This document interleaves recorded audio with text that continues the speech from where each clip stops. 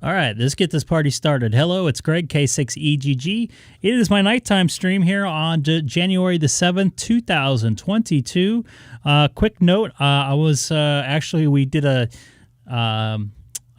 dual live stream with Digital Analog Ham on our earlier video today, the daytime live stream over there from the UK.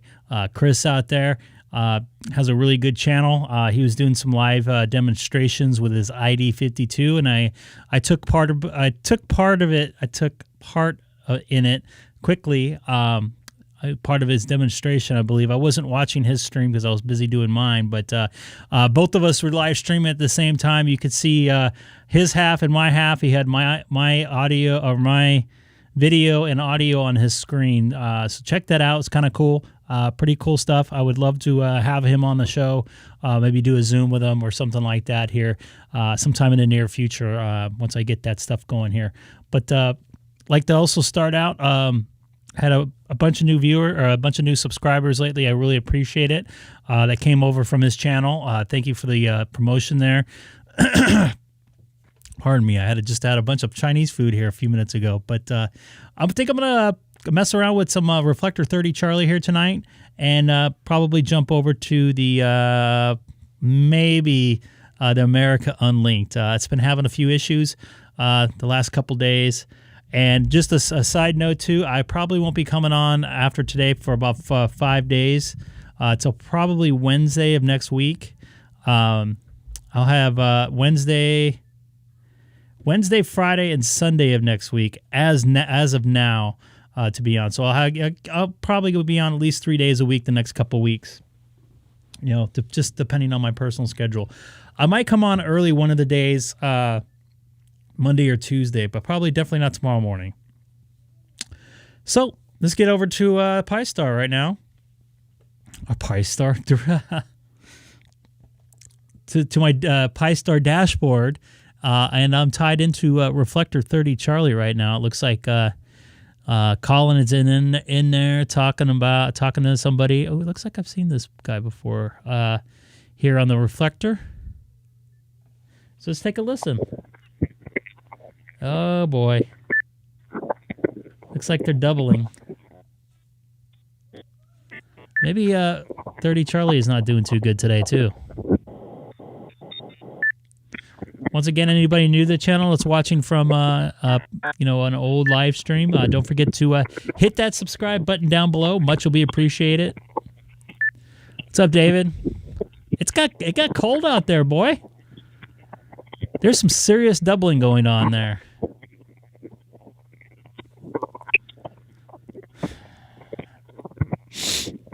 I'm about ready to sneeze.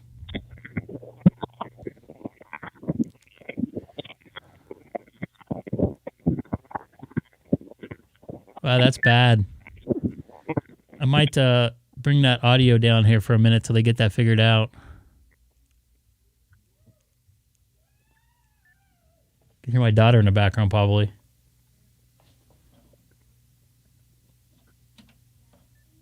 Maybe not. Hey, you can hear her in the background. I don't know. That's pretty bad. That's probably the worst I've heard. Reflector 30 Charlie. It almost sounds like somebody's doubling because you see the two via. There it goes. Now it's clean. Oh, maybe not.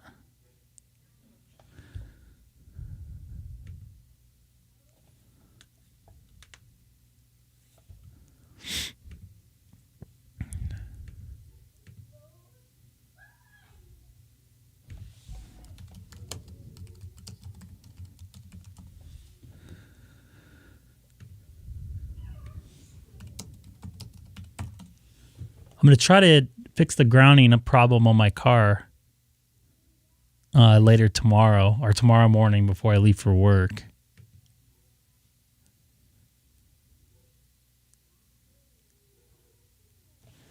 Gosh, man. A lot of noise going on downstairs. Hey, 7HF, I'll be listening.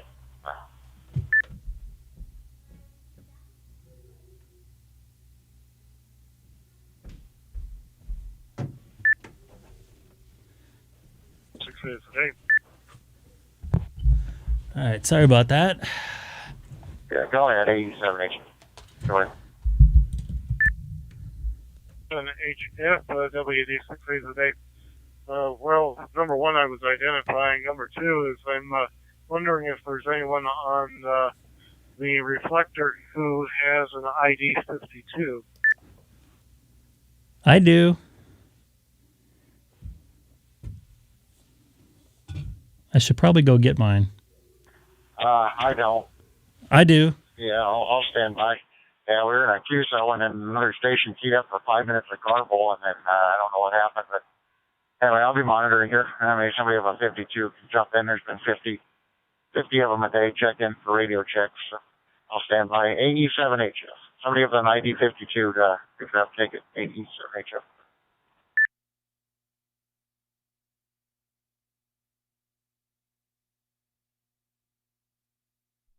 I have one. This is Greg, K6EGG, also live streaming on YouTube right now.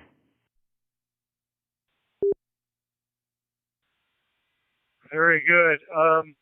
And how can I find that easily?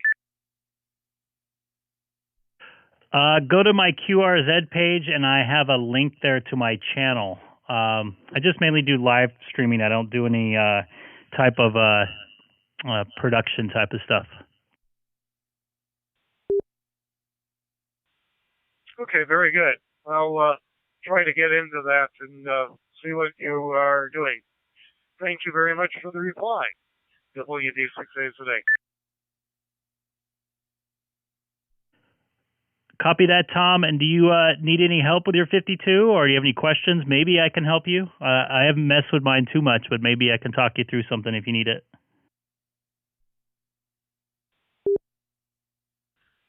Well, I just located that there's the CS-52 software for programming the SD card. I have worked with programming the cards for the 4100 and 5100. But right now I've got a brand new ID52 charging its battery for the first time. And when I get it charged, I will do the same for a second one. Copy that. I know this is kind of a weird question, but have you pulled the sticker off the display yet? I'll send it back over to you. WD6AZA. This is Greg, K6EGG. No, that's not a weird question. And no, I have not yet. As I said, this is a new radio. The second one is still in its box. It will be a Christmas gift for my son, if and when he can get it over here to meet with me. Copy that. And right now, I am talking to you on my ID52, so you can tell the difference from the radio. I was just on my Icom 9700. I do remember hearing you on the reflector yesterday, but I really think the audio on this radio is really good. So I think you're giving you a nice little test between what I'm talking on now, which is my ID52, and what I was just talking to you on my Icom 9700. So I'll send it back over to you. Is it Thomas or Tom? This is Greg, K6EGG, also live streaming on YouTube. I have to take my headphones off because of the delay. I use both names interchangeably, and there's a long history to that. But both of your radios sound good, not having any problem in understanding them. So that's a really good thing.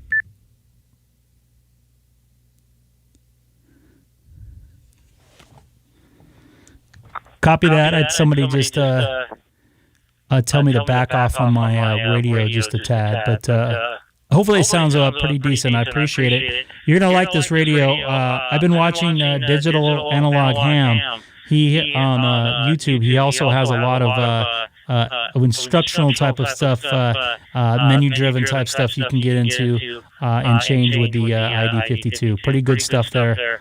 from Chris over there in the UK. I watched about 3 videos on it the other night when I was kind of getting all my settings dialed into the way I like it, so it's pretty informative. So I can't wait to get that thing programmed up and start playing with it.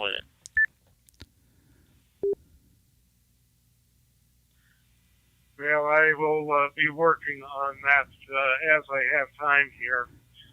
I am in an area of the state where there are no DStar repeaters and no other stations that I have found locally that are using DStar. So I'm working off a hotspot. Had a lot of, in quote marks, fun learning how to set that up and get it working properly. I've also been working at setting up my son's hotspot, which he will need. And so I'm just having to have a little bit of patience with myself. And I'll be able to work with the basis of knowledge that I have already gained by.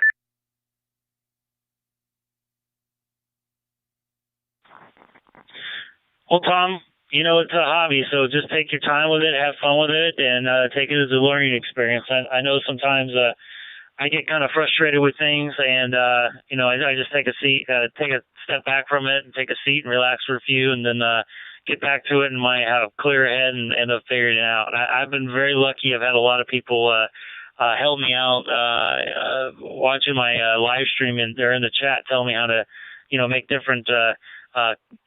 What's the word I'm looking for? Changes to the radio to make things work. In fact, they helped me hook up the Bluetooth side of things with the app on the iPhone to control the radio yesterday, which was pretty fun, but it was frustrating for me, but ended up working after all. So if you really enjoy it, you're going to like it. And I think hotspots is a new way to communicate. It just gives you a little more opportunity, and you don't tie up a big old giant repeater system. What's it called? Just, with yourself. So you don't have to worry about, pissing anybody else off that's listening to the local repeater. So I'll send it back over to you. This is Craig, K6EGG, on my ID52 in my home QTH on an open spot 3. Actually, I'm on my Pi Star right now. Very good. Well, you have a great evening. I'm going to be searching down QRZ, find you, and then go from there. And, I enjoy learning. And unfortunately, with the number of other things going on in our little world here, why I don't have the time to devote too much with the ham radio. But they are an excellent tool for my wife and myself. She has the call sign prior to mine, WD6AYZ, the all-yellow zebra. And we've been hams for, ever since 1977. And use them both when one of us is out of the house or when we're both driving vehicles, as we've done in the past, live communications between the vehicles.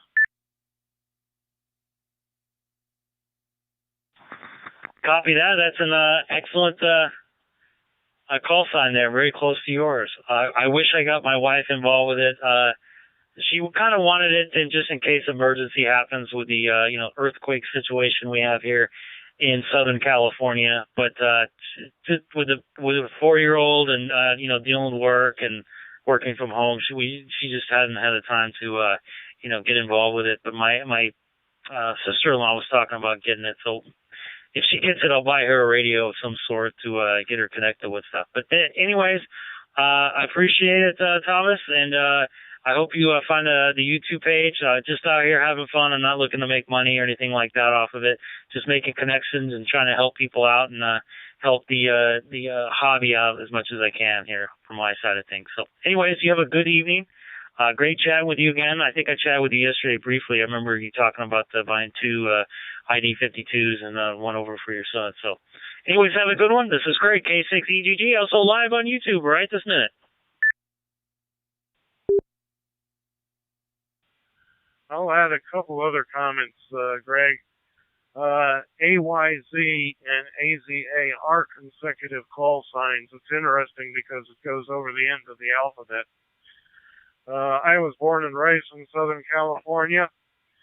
I should look up the date of a particular earthquake. That was the first one that I remember. And I'm not going to take the time now to tell you the story on it, but let me clue you, it really, really got my attention. So, yeah, I find it interesting. And again, great evening. WD6A 73. 73, sir. Have a wonderful evening. So 9700 has more highs, not as many lows in the audio. So maybe, I know there's a different audio chip in the ID52. Gabe, K6EGG would know about that. I'm going to try to add... Hey, Tom. Nice to see you again. I'm going to try to add a little bit more lows in and see if that makes any difference.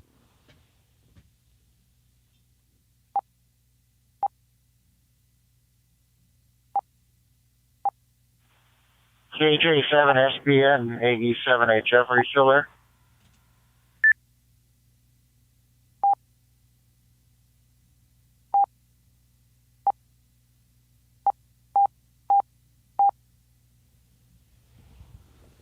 We'll see if there's any difference there. You are correct. Everything's flat on my my ID52. Email. They're in the middle of a QSO, and I don't know what happened. Got jammed or something. AE7HF. Clear.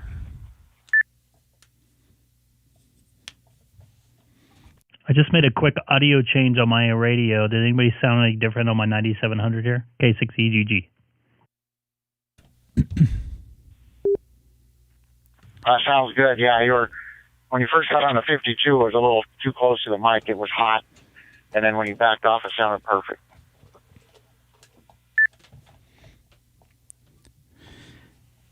The only time I really talk on HTs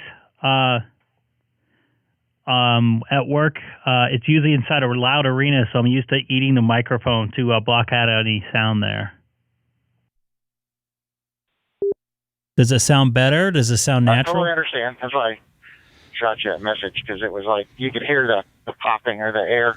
Is it too much? A lot of people, I think, so many people here are accustomed to it that nobody says anything. And me, I'm just an anal butthead, so, I always say something, when you get the air and the wind rushing across the microphone. And but, yeah, once you backed off, and it was perfect. I mean, 100% audio, great audio.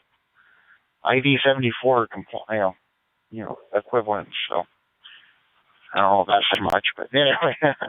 All right, I'm going to run into loves here. I've been stopping off at every one of these damn loves, trying to find this Blue Parrot the S650 headset, the brand new one. They got the display thing set up, advertising it, and just nobody seems to have it. It's elusive like the 52 was for a long time. Trying to find this new headset, $250 headset, but I want it, so checking in at all the loves, and hopefully I'll be the first to get it. I have not sent any pictures yet, Tom. Yeah, Colin, I have no problem. You tell me to correct my etiquette, and especially to make it sound better. I'm totally cool with constructive criticism. So I definitely want to sound the best that I can. In fact, David was mentioning that maybe I can add some more lows into my 9700 to sound more like my 52. So hopefully it sounds a little better. Just made some audio adjustments on my Icom 9700. All right, man. I'm going to stand by here and monitoring Reflector 30 Charlie here tonight, also live streaming on YouTube right now. The ID52 does not have a camera. Yeah, no problem. I was going to use a reference like B-holes. Everybody's got one, and like an opinion. So you can have it perfect to one guy's ear and somebody else will say, oh, like that sounds this or that. But anyway, it sounded really good. Man, there's this beautiful rig pulling in with a trailer here. One of those like condo. It's got to be a 222-inch sleeper with. And anybody, once again, new to the channel, don't forget to hit the subscribe button. It's like a $500,000 rig. Some nice trucks out here. I have not played with any picture functions on this radio yet. Semi trucks. Anyway, I'll be back. 87HF.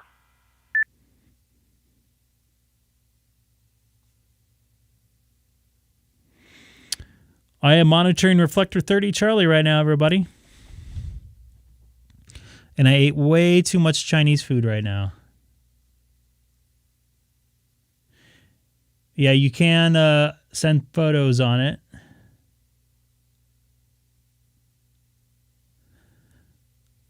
I have not played with that function yet. I don't even think I've sent any photos yet on my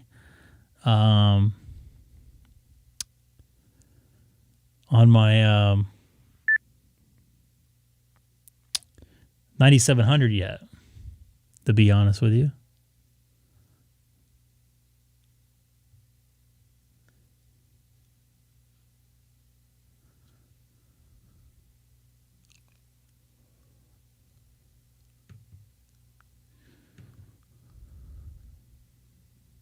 So thank everybody that's watching here on this Friday night. Friday nights seem to be quiet sometimes. It's kind of weird. I thought it'd be more packed, especially with it being cold outside and more COVID floating around these days. I was supposed to work tonight too. Got canceled, but I got canceled a couple weeks ago. About a week ago, I should say.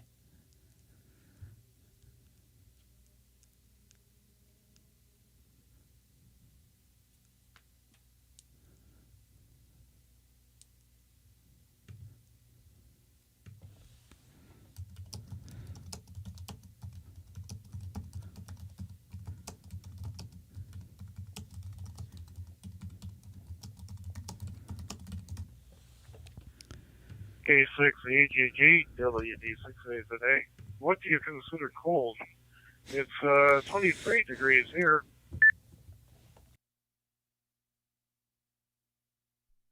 Well, I got to be honest with you. I've traveled around the country, and yeah, I've been in some serious cold weather on the East Coast, Indiana, Minnesota, stuff like that. But since I've been home, I consider cold. I know you're going to start laughing. Below 60. Being a Southern California native, I think that's a fair statement.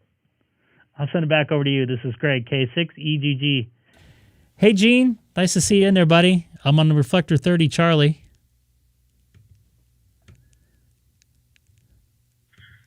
Well, right now, 23 seems a little bit on the very acceptable side. It's been down in the single digits for a while, and then getting colder at night. Anyway, let me back off. WD6A today. Well, I'll tell you this much. I remember spending a month and a half in Sandy, Utah in 2002, and the first 3 weeks of that stay was did not get above 10 degrees. They had like a super cold spell during the Olympics there, and when it got into 30s, I was outside in short sleeves. It felt like it was summertime. So I know the whole thick blood thing's a real thing. So I know what you mean. 26 is cold, but to me now, anything below 60, I'm kind of a chicken about it. But I get it, man. Cool deal. This is Greg, K6EGG.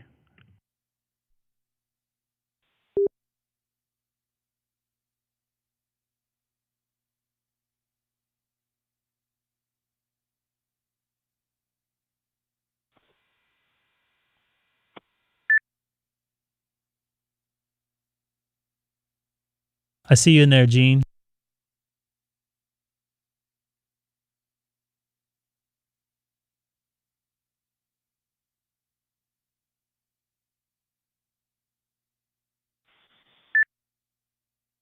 Like gonna pop right now. I'm so full. -3. Oh my, no. I cannot deal with that. See, David knows what I'm talking about. He's a Woodland Hills guy. Well, Greg, we do have some snow here this morning. Got work late, and some of the schedules, surgery cases were canceled this morning because patient could make it to work to the hospital. So you're better off over there. K6EGG KB10. Keep up the good work, my friend.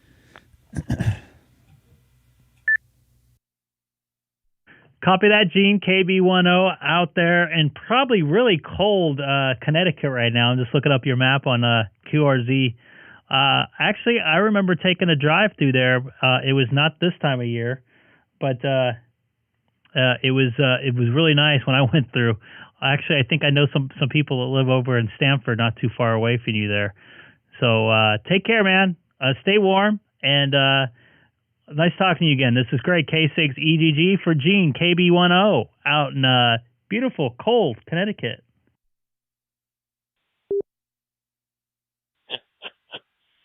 Very good. Yep, it's 24 degrees Fahrenheit. And if you go to APR.FI and you're tapping my call sign, you see exactly where I am, because my little 51 AU is transmitting my position. 7-3. Enjoy the weekend, and I'll be monitoring you for a while. KB10.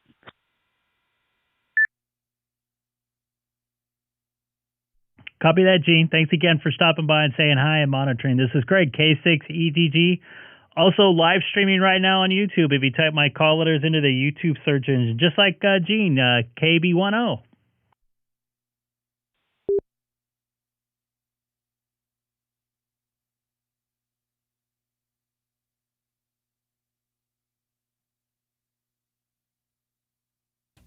Hey, Dane, how's it going, man? Nice to see you in here.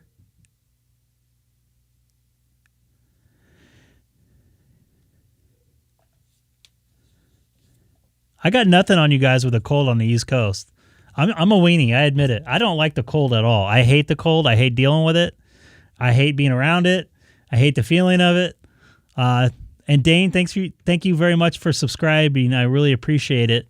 I don't remember seeing you in the chat before, so thank you for watching, and I hope you found us maybe from 30 Charlie, or maybe a search on YouTube popped up for you. And really quick, I'm going to take off my sweatshirt because now it's like 80 degrees in my office. So I apologize here.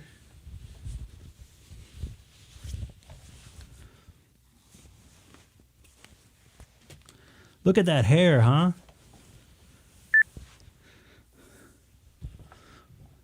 At least I have some still. I think someone's talking to me. Maybe.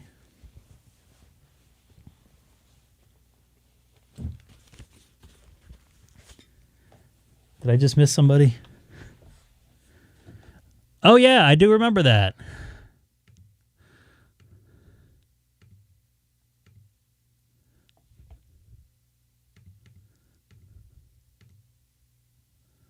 Absolutely remember that.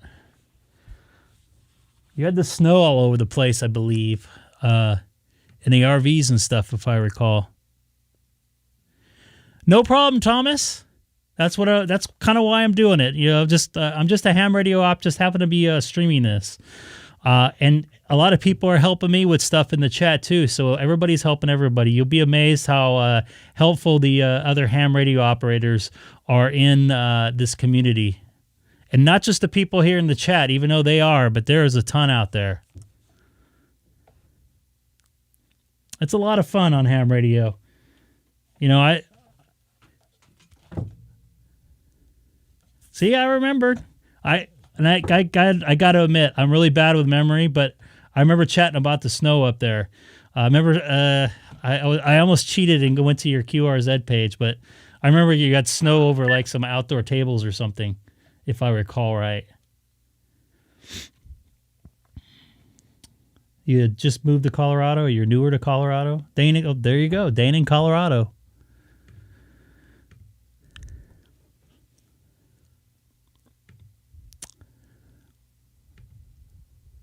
And thanks for coming back tonight, man. Earlier today, E7HF. Earlier today, we did a dual live stream with digital analog ham radio. He was demoing some stuff with the ID52, which I just got here a couple days ago, which I wasn't planning on getting, but I kind of got talked into. I was planning on getting it, but not right away. But man, this thing's a good radio. I use it in the morning sometimes when I'm laying in bed or late at night. Pretty good stuff on this radio. This audio sounds really good on it. So I can go back and forth between my Icom 9700 and the ID52 to give you an idea. Wow, that was a weird sound. Somebody got cut off there. Go ahead, AE7HF and I-40. What's the Texas Patriots Cabot, link? Arkansas, near Cabot, Arkansas. Is it safe to be on there? I don't want to get yelled at. I don't know if you guys know, but I got yelled at pretty much for being on the wind system yesterday. Which I'm not going to get into again. I'm not going to beat that dead horse. But thank you all for watching. It's a YSF link. The W9QO station, but I didn't sound like that call. You were kind of cut off. I got the tail end of your call there. Try again there, AE7HF. Do you know what number for YSF? I'm trying to get my open spot working here. That's frozen up for some reason. K6EGG, AE7HF. You know you're not supposed to be rebroadcasting a ham radio communication. Per the FCC, anyway. I'm back, Greg. AE7HF. Copy that. You got it. At least you ID'd. The guy that told me that yesterday, they didn't ID.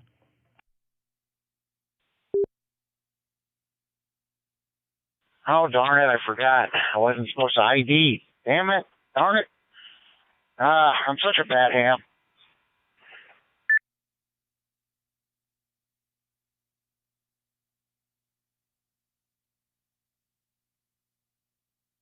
And talking to some people here locally, I guess they've done a lot of bad stuff here in the past and gotten away with it. So I don't think, nothing's going to happen to them or me, but it's just amazing how rude people can be out there.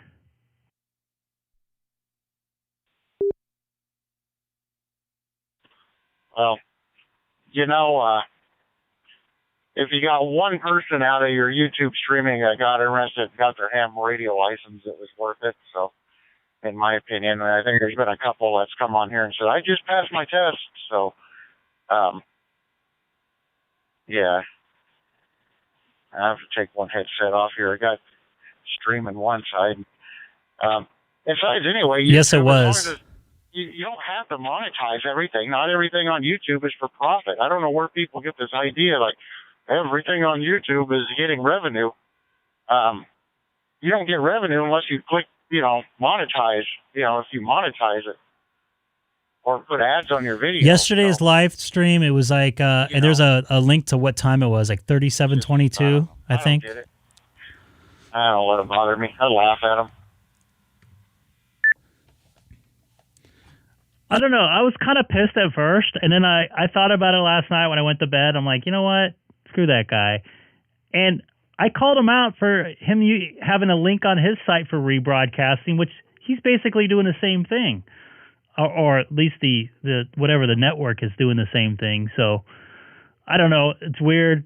I don't even have enough subscribers to do any monetization right now. So I don't know what what's up with him. So I don't know. It's all good, but you're not supposed to disclose what you hear on a police scanner. Someone's putting in the link there. But anyways, yeah, I talked to some local guys here that are very influenced in the local repeater system here, and they know about that person. So I'm going to leave it at that.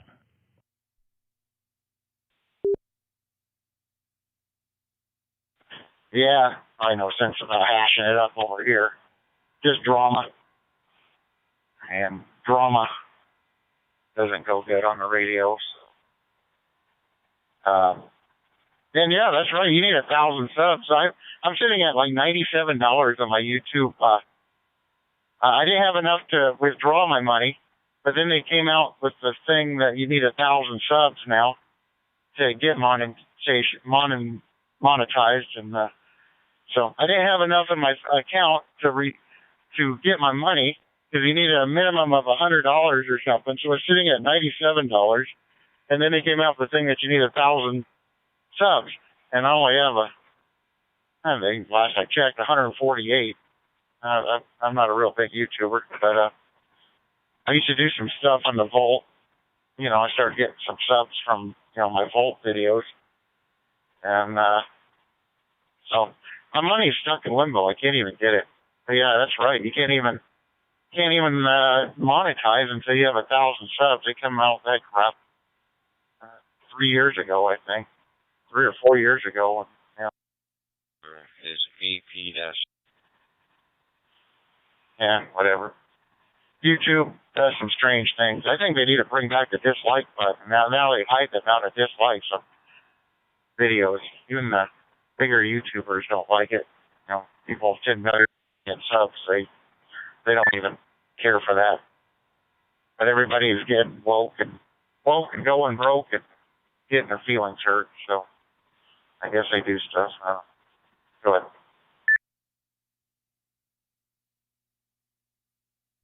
I don't know if you do much YouTubing, like watching, but I sat on a plane next to this girl named Shelby Church.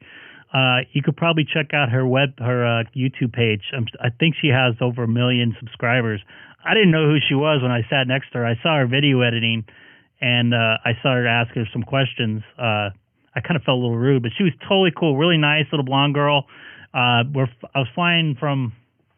I was on a Delta flight somewhere. I think I was coming back from Salt Lake City or something on a changeover. But anyways, she said she was a YouTube influencer, and I didn't know what that was, like 3 or 4 years ago, whatever that was. And she talked about the monetization. She said basically if you have under 10,000 subscribers, it's really not worth to get monetized, which I don't think I'll ever get that many. But at the time, I think she had like 750,000, and she was getting about $2,200 a month or something like that. So you can make some money off of it, but she was working on it like 30 hours a week. It's a lot of time to prep out stories and do some writing and stuff and do voiceovers and to edit all that stuff together. So I don't know, what it is. People think it's just like you're going to make a bunch of money off of it. And even if I was making money off it, I'm technically not really making money off ham radio. I'm making money off of what I'm doing, streaming and stuff. So I don't know.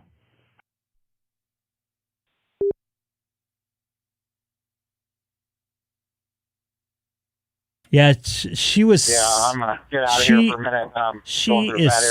She's a super cool person too. Kind of like innocent, sweet. If you can even hear me. I got you in there, man. This is Greg, K6EGG, also live streaming on YouTube. And anybody new to the channel, don't forget to hit that subscribe button. Let's try to make it to 10,000 so I can make $50 a month. I must have been going through a bad area there. Anyway, yeah, we talked for about 2.5 hours. She gave me a lot of information. And I kind of put that in my head. I won't mention any here, but the ham radio YouTube version. Yeah. I know they're monetized. I know they ain't doing it for free.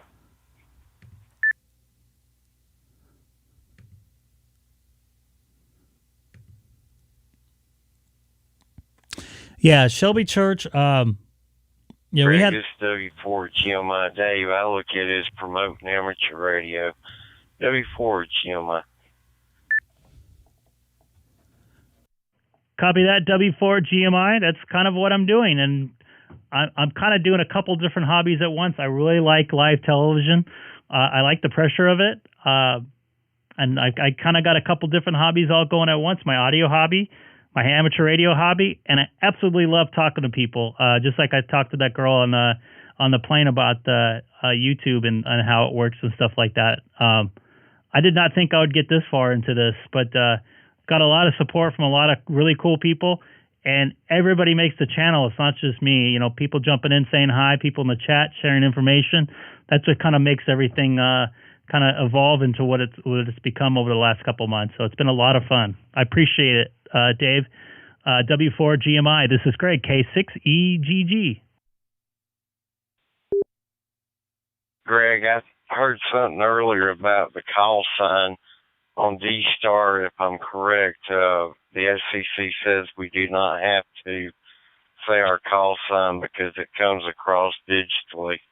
But I think I caught something on that line, so that's what it was for line 4G on my.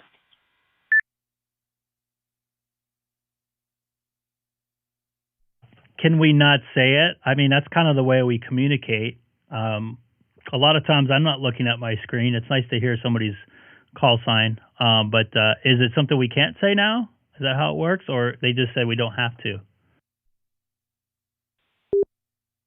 They just say we don't have to. You can say as much as you want, but anyway, it's digitally goes across your screen, so technically you do not have to say it. But anyway, it's whatever floats anybody's boat. W4 GMI.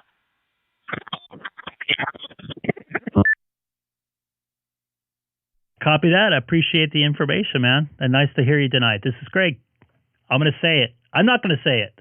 This is Greg in Southern California, also live streaming on YouTube.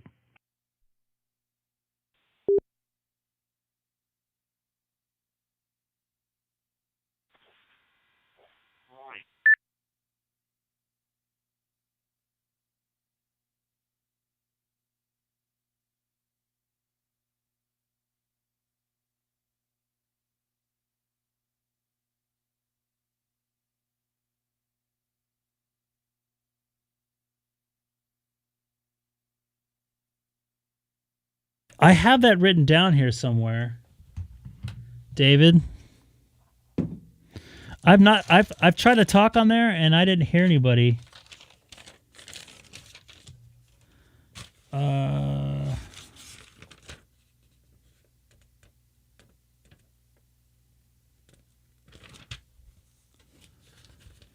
Hey, let's try to make it to 700 subscribers right now. What kind of radio gear I'm using right now? I have an ID52, which I'm kind of using back and forth, Dane. And my main radio that you see on the screen below me right here is an Icom 9700. And I'm also using a Pi-Star, which you see in the bottom right.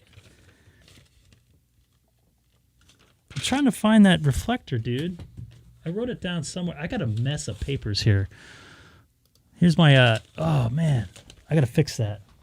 Sorry about that. Oh, that's a very unprofessional. Hi.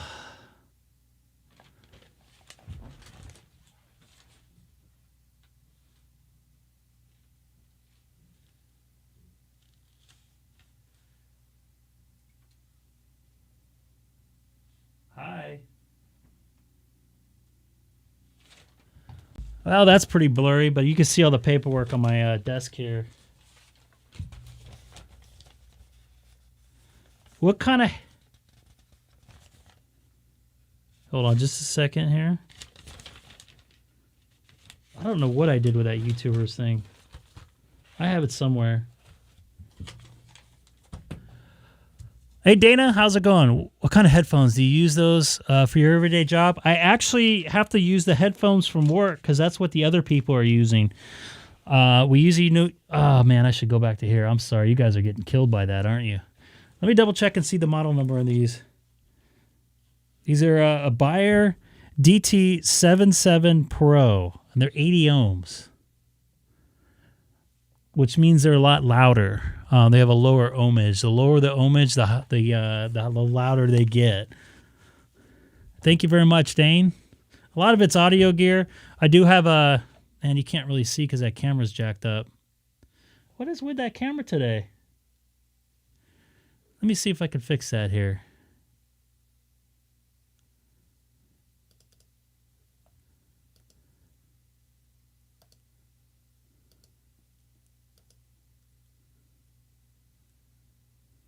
It's not working there. There we go. Whoa, why does that look like poo-poo?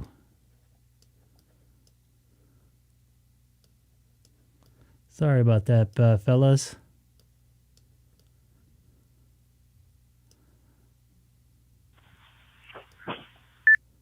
So that's the kind of headphones I have, is Beyerdynamics. Those are acoustic tiles. I'll show you those in just a minute once I get this fixed. You can also see my computer down there that I use sometimes. That actually, the photo looks better now. Let me see here. Let me pull up the tiles. There's just two different tiles that I'm using, actually. The ones behind me, they're just kind of so they don't echo. And the ones that are on the wall that are colored to the same color as my wall are actually pretty darn expensive, which I'll bring up here shortly. Give me a moment here. And then, hold on. Oh, man.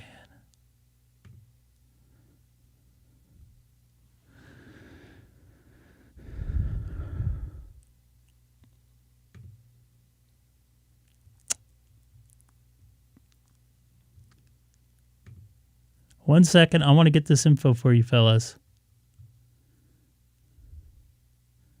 I think I bought those in June.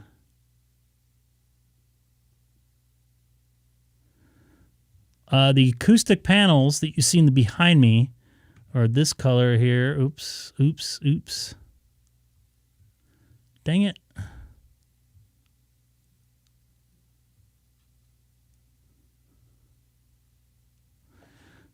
Sorry about that. So the acoustic panels you see behind me are actually this color, which I don't know why they're not going in here. You get like 6 of them or something like that for $12. Oh wow, it's $21 now. They used to have a gray like this. I wanted a dark background, and these things right here used to be $50 a piece. These things work really well. I can put them both in my my link here or my chat.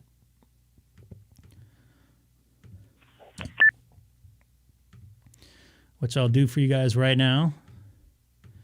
The ones behind me, they just kind of cut down on the echo, to be honest with you.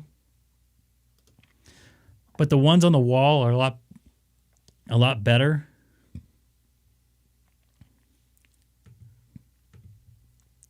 They really cut down on the echo. Kind of deadens the room a lot. And kind of whatever you hear coming in from the outside, it kind of bounces around and kind of dies. All right, Thomas, you take care, man. Thank you for watching. And you have a New Year, Happy New Year as well. Tell your friends about it. I do want to get some more acoustic panels put on the lower walls. I'm afraid, I don't know if you watched, my cat Milo has used the ones behind me as a scratch pad. So he's pretty much destroyed some of those.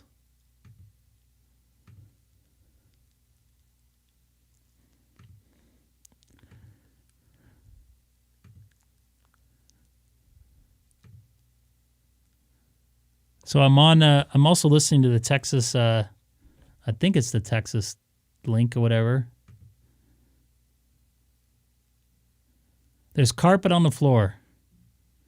Not a big fan of hardwood. I don't like the acoustic sound from it, to be honest with you. I don't like stuff echoing. Like I could talk in my room, you don't hear it echoing throughout my room. It's pretty quiet especially when I close my door. You don't really hear too much noise. I also have some packing blankets on the wall too. Those helped out a lot.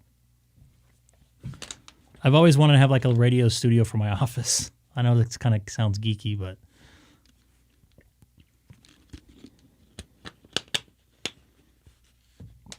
anyways, I'm on Reflector 30 Charlie. Anybody new jumping in? Don't forget to hit that subscribe button down below. I come on a couple days a week depending on my work and personal schedule. AE7HF. Should I jump around a little bit here tonight? Should I jump on 12 Alpha for a little bit? See what's out there on that? Where is that YouTube page? So, anyway. AB7 SBN. Are you back? AE7HF. I'm going to go to 12 Alpha here. If you don't mind. REF012. And I'll show you how I do it for some of you folks that don't have your Nothing heard. AE7HF. that don't have a hotspot. You can do it on the web GUI here, or you can do it through the radio. Link to REF012 Alpha. Yeah, I don't know if I want to jump in there when I'm live streaming right now. I don't know if that's pretty cool. I don't know if those guys are talking about something that... So thank you very much, Eric. I appreciate it. I'm going to write that down. I thought Dave gave it to me, but I can't find it. Oh, yeah, I do actually have it. It's a different number, though.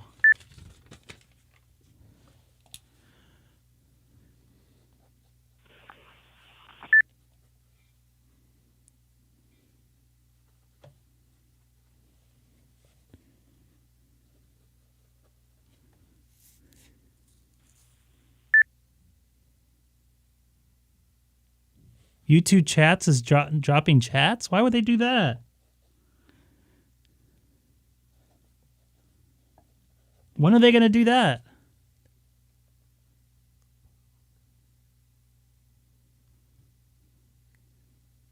Why are they dropping chats? That's what makes this channel, I think.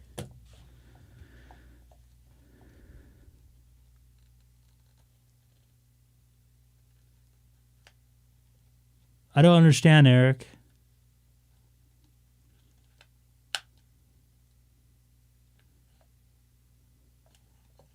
So David, do you like hardwood floors? Whenever they have somebody on one of those home messaging.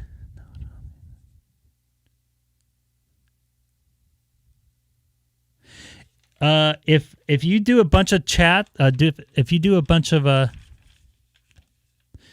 I know what you're saying now, Eric. If you do a bunch of messages right away, it won't put them through. You have to wait sometimes. That I have no control over.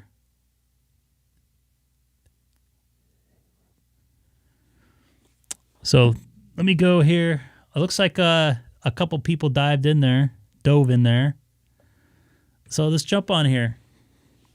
This is my local ham radio club, I guess you would call it. The Papa system. This is Greg, K6EGG, monitoring reflector 12 Alpha here on my hotspot in the city of Chino, 2 miles north of the Chino airport. Also live streaming right now on YouTube.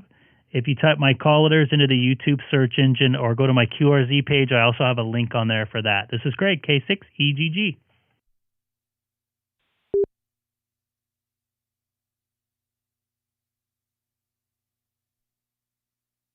Dude, you'll get killed with a condenser mic in that room. Even in my office here, it doesn't sound very good. You got to have a super quiet place for a condenser microphone. I see audio guys that are... AE7HF. Good evening. You followed me over here, huh? What's up, Colin? K6EGG. Talking on some local ham radio repeaters here in Southern California. We get some guys that come over from music and do sports, and they want to put a condenser microphone as charged. And, in a loud environment like that. It gets destroyed. I guess people are being kind of quiet tonight. I was in the middle of a QSO on the other one and having a nice little round table, and we stood by a couple people. PR40? That's a Heil, Next right? thing you know, I I got Heil. covered up with 5 minutes of garble, and then the stations I was talking to went away. Trying to make arrangements with SBN over in Vegas to meet up with him when I come there. He wanted a 2-meter radio I just bought, so anyway, I guess I'll catch him later there. Yeah, I'm following you around. Nothing better to do. Just driving down the road here.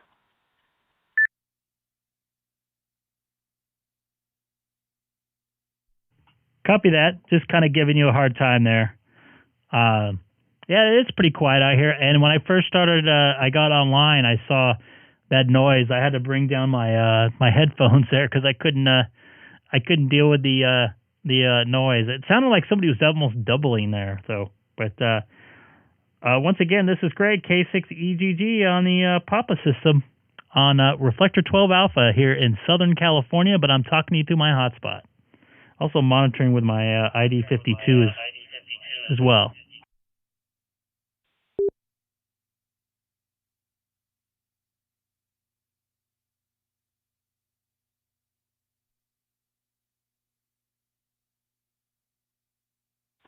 Totally off the subject, but do you know if they still have the Condor system? It used to be big back in the 90s on 220, big 220 Condor system. You know if that's still around, or do you have any idea? I heard them on my scanner a couple years ago, and I think it's dormant. I think a couple people died in it. Don't quote me, but I think a couple people passed away, a couple key members. And I don't think I think it's still formed, but I think a lot of the repeaters ended up going offline, and they just didn't, put them back up or repaired them, as far as I know. I don't hear it active anymore. The two that were in the local area, I know the one was on Sunset Ridge and another one on Santiago. I think I have not heard them, and they were all in 220.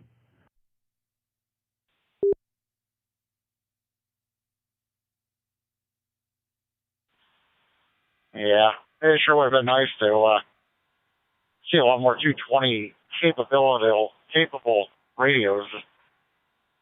Now you can't even get the tri-bands. I'm surprised they didn't put the 220 band in the ID52. Even a 1-watt version or something. At least give the radio the capability. It would have been cool, but anyway. All right, I'll keep it here. I'm just you driving here, trying to eat my crumbly old dry bread sandwich. Just paid $12 for a Subway sandwich, and the bread is hard as a baseball bat. Kind of irritated. I don't like hard bread. Anyway, I'll be listening here. Well, 73 AE7HF. Well, first off, what are you doing eating Subway? And I'll let you enjoy it there. But there's Godfather's Pizza in almost every Love's truck stop. You should be eating that.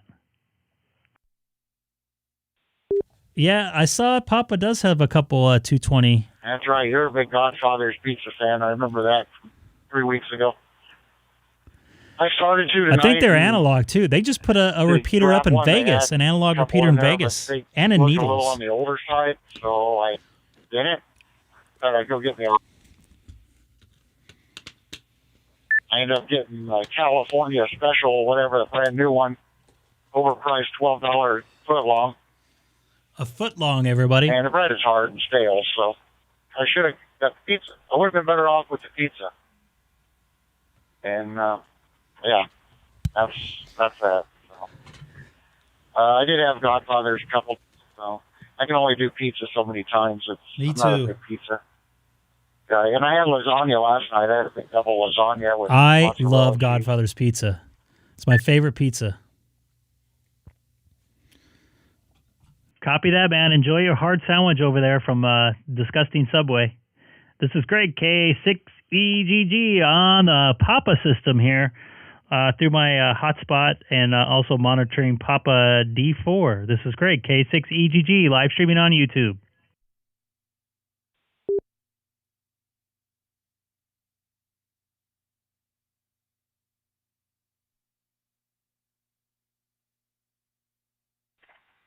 K6EGG and 7UFT.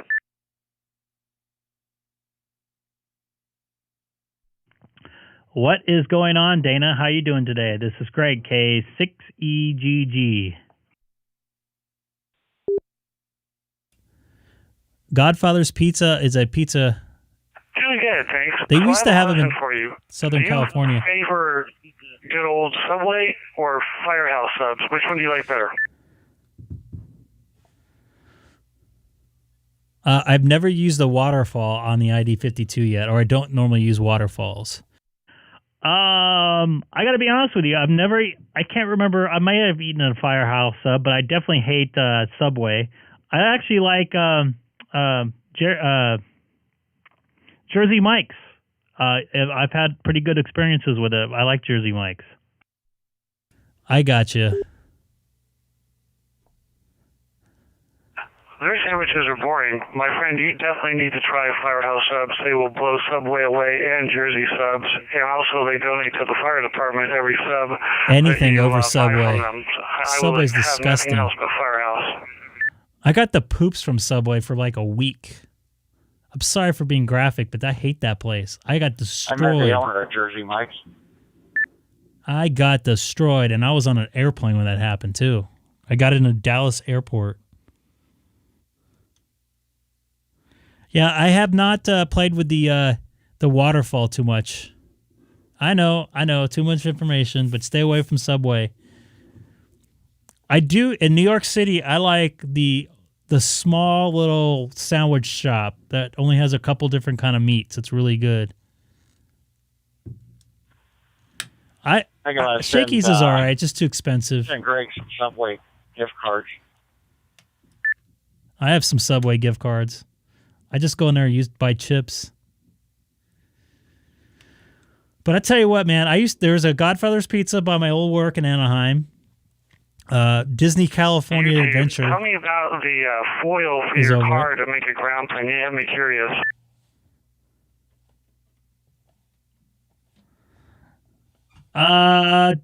Amir up from Alberta was mentioning it to fix my problem with the grounding issue. Basically, it's a little mini ground plane.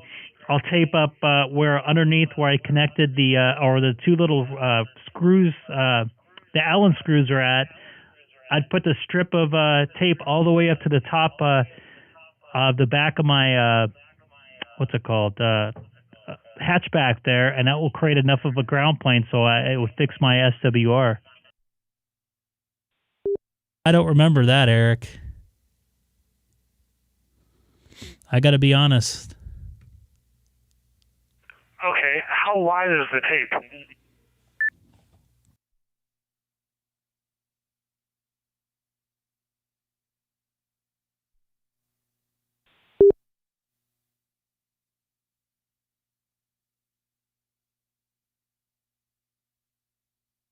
It's weird. I didn't come across my stream there. I don't know. Did I come across there? It's 1 inch.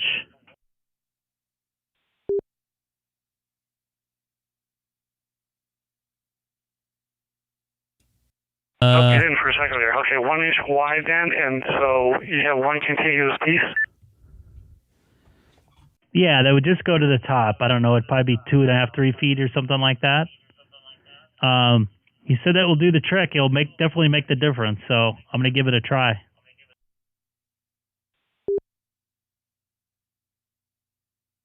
Okay.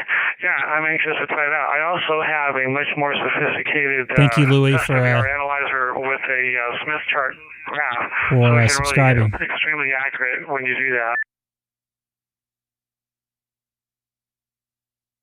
Copy that. Maybe next Wednesday we can mess with it. Wait a minute, Wednesday. Yeah, maybe next Wednesday if you're not busy. I'm going to try to put it on tomorrow, and I'll have enough to do another strip if I have to.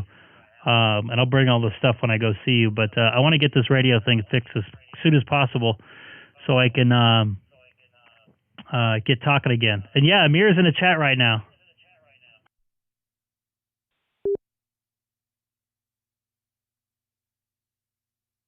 Okay, cool. Yeah, I'll chat with him. I won't hold up the repeater here. But yeah, you have my curiosity. I have copper tape too, and I've used it on many applications. But your composite vehicle I guess you're able to stick it. Is it like a kind of sticky substance on the back of the tape? I don't mean to be sarcastic, but that's what tape is.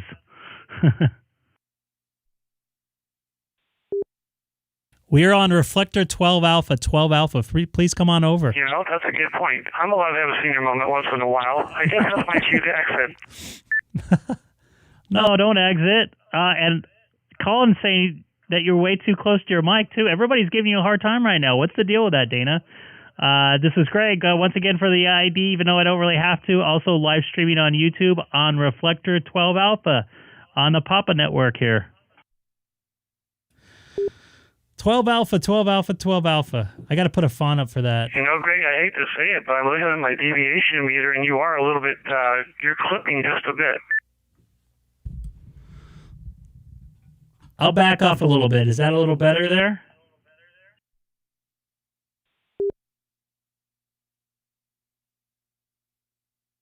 Try again. You have echo. All right, 1, 2, 3, 4, 5. This is Greg, K6EGG. I also added a little bit of low end, too, so that might be part of it.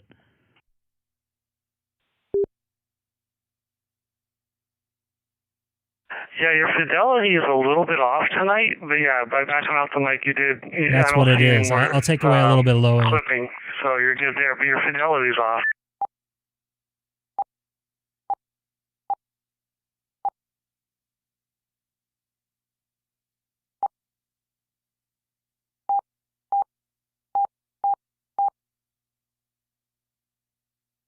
You have a good ear. I took away some of the low end there. Does that sound a little better? So I split the difference, kind of.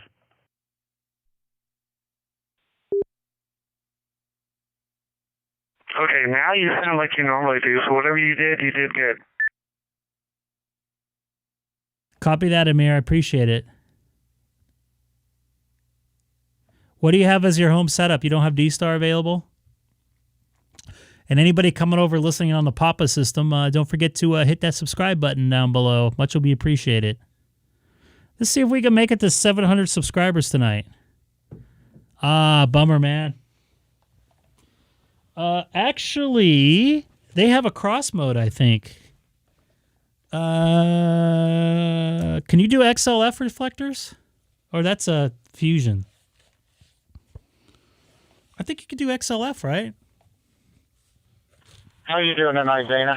7UFG 8U7H. Can you do XRF? Oh, that's into the... Hey, Colin, how's it going? I'm doing okay. So, that's into the wrong thing. I'm how's it going sorry. out there in Tuckerland? That's into the analog side. I apologize. You can DMR into the analog side. We're just we're on the digital side of running empty the all over the Papa place. system. I bought a what did I buy? A Mirage 2-meter amplifier, 2-watt M35 out with a preamp and single sideband capability, and a Yaesu. I'll be right back, but I got to grab a couple things and some more water. M1500 or the 1500M, whatever. Little mobile, micro mobile. I'm on radio this morning DStar Reflector 12 Alpha. Reflector 12 Alpha. They are not tied into trucking around. Anyway, their reflector. I hope your mom is doing better. Getting well. You know what? Let's take a look here. I got to go real quick, but I'll be right back. So if you go to configuration here, I don't think it goes to DStar. No, see, you can go YSF to DMR, YSF to NXDN, sorry. YSF to P25, DMR to YSF, DMR to NXDN. So you can't go to DStar, unfortunately. I must have dropped out. Anyway, AU7HF, you're listening. Which is unfortunate. Hey, Colin, no, I heard you. I must have dropped out. No, I asked if you, what the latest is with your 7300, your thoughts and disposition. I'm going to grab another water real quick. I'll be right back. This is Greg, K6EGG, once again. Oh. Thank you for watching. I didn't hear any of that. I don't know. You know, I just don't use it. I don't use it like I should. I really want to get a rig analyzer. so I can check my antenna situation and get a little better with the antenna. I ordered a LBG 100 antenna tuner. I don't have it in my possession yet because it's sitting in Nevada. I've had thoughts of maybe selling the 7300 and putting it toward the 1300. I'm 1300. I'm all discombobulated. 705 for 1300 there. That makes more sense, right? Yeah, putting it towards an ICOM 705. That's 1300 plus. Or just setting it up as a remote base station. I'm actually going to be looking for a little place in Arkansas soon to set up my heat press stuff and my vinyl cutters and the radio and a little repeater station and whatever else I want to do. I might just set it up there and hook up some real antennas and just remote base, do an IP remote base thing. To answer your question, probably leaning more to holding on to it than selling it. So I did see a ICOM 7300 for 800 that looked fairly brand new on one of the swap and shop, Facebook.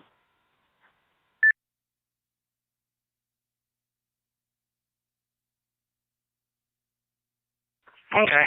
Yeah, I'm going to test my general next week, and hopefully the general goes straight to extra, because that person had a problem. This just that darn band I'm still messing with, but I've been getting a lot of help. And so I'm looking at getting either 7300 or even the Yaesu FX10, I think it is. So I was just curious, because I know we had a discussion before. Anyway, I'm going to kick back and listen.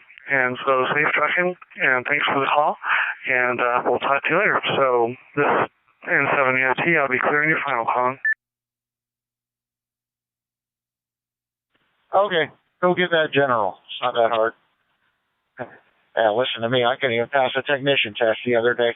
I was trying to take a technician test on QRA, and I failed it. I failed a technician test. Anyway. All the questions are different from what You have Elsa headphones? No, I'll get Elsa headphones for Christmas. You get what? Elsa headphones for Christmas. Yeah? Yes. This Christmas? It's another Christmas. Another Christmas. Okay, so next Christmas possibly, right? Your hands are nice and cold. See? They're warm. See? No, they're cold. Feel my arm. Does See? my arm feel hot? See? Is it furry? See? My hands are warm. See? They're cold to me, though. No, they're not. Jeff See? says to say hi. Say hi, Jeff. Hi, Jeff. Jeff can you say hi, Jeff? K3JRZ? JRZ? Yeah, K3JRZ. Yes. There you go. You got your plug for your own YouTube page. I want it bigger. She has a. Go get your microphone, Haley. Do you remember where your microphone is? No. Right in there. Remember? Daddy, because I want my Elsa microphone. And I'll make it bigger here for you. She likes to screen full size here. Oh, look at that. Hi. Say hi, everybody. Hi. You got to look this way, though. See where that little green light is up there? Look up there and say hi, everybody. Hi. Say hi, Dana. Hi. N7UFT. UFT. N7UFT. Can you say N7UFT? Are you getting shy now? You sure? Are you eating that microphone? Is there cheese? Oh, look, there's bunches of cheese in there. No, it's not. Oh, was Daddy joking you? Yes, he will. Yes, he is. This is an AKG microphone that does not sound very good. It's broken. Oh, did I just freeze up everybody? Oh, look, Milo's in here too. Huh? Everybody's coming in here. Hi, little cutie. Hi, little cutie. Hi, Milo. Hi, Milo loves Haley. Look. Yeah, Milo's a good kitty. Except when he messes up my my sound suppression and behind me. Why, Daddy? Why? Because I said so. Hi, Milo. You want to say hi to everybody? I should get a Milo font here. Milo. Hi, Milo. Hi. Sorry, got to entertain a child here for a few minutes. Hi, Milo. Do you like seeing yourself? Yes. Yes? What are you wearing there? I'm wearing star jammies. You're wearing star jammies, huh? No more Christmas jammies? No. No? Besides. What's your favorite holiday? Christmas. What's your second favorite holiday? Halloween. All right. What's your favorite birthday? Yours. It's my Elsa birthday. Maybe we'll have an Elsa birthday for you next year. Yay! Yay for Haley, everybody. Her birthday's not till October next year, so we got a little ways to go. But I got an Elsa microphone now. You do have do you want to bring your Elsa microphone in here? Yes. Yes, you want to throw that back there? And I'll go in your room here in a few minutes, okay? Is Milo still back there? Yes. Where's he at? Right over behind you. He is right behind me. Oh, what's up, dude? There he is. She is so... You know, that cat takes a little beating from her and is still really nice. No Christmas jammies after the 31st. I'm sorry. Let me get some ham radio going in here. I'm monitoring Reflector 30, Charlie. I don't know what I did with the unicorn hat. I think she took it from me. Yeah, I think it's downstairs. Me? All right. Come in here quickly, Haley, and I'll go to your room, okay? Oh, my goodness. You know how many times I've heard that song? And then she sings it when we go...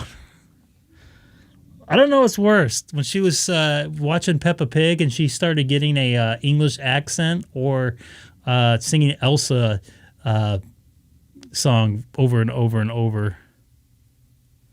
So I'm still on Reflector 12 Alpha. I'm going to jump in and say goodnight to my daughter. I don't know what happened to her there. So I'll put the Pi Star screen back up for you guys. I'll be back. Man, that camera looks way off. Holy moly. So just to let you know, I'm still in Reflector 12 Alpha. I'm going to say goodnight to my my daughter in her room. Anybody new jumping in, don't forget to hit that subscribe button. Dex, it's nice to see you in there, buddy. I was on, if you guys have a second, check out Digital Analog Ham. I was on his live stream earlier today. It was a lot of fun. I just was really quick, made a quick appearance and bolted off. But Chris over there, he's helped me out a lot on the ID52. Eric, good night, and try to stay warm. I'll be right back here. I'm going to say goodnight to my daughter.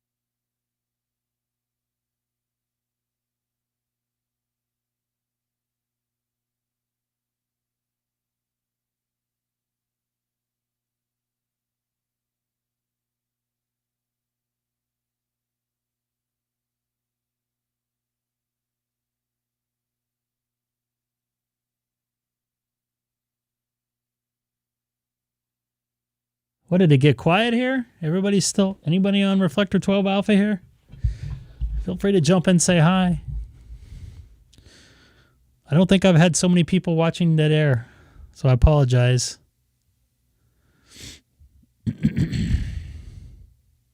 Wow.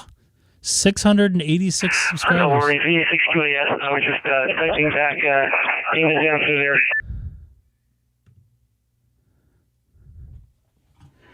Copy that, Amir. I'm going to try to mess with that tomorrow morning, and I have enough to do a couple different times in case I make a mistake. So I really appreciate that, and I'll try to get it working tomorrow, man. If I can get a better match on that thing, I'll be a happy camper.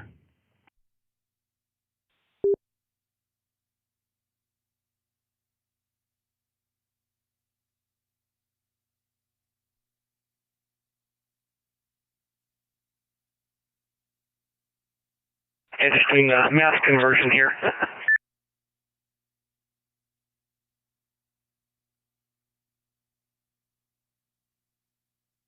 Copy that.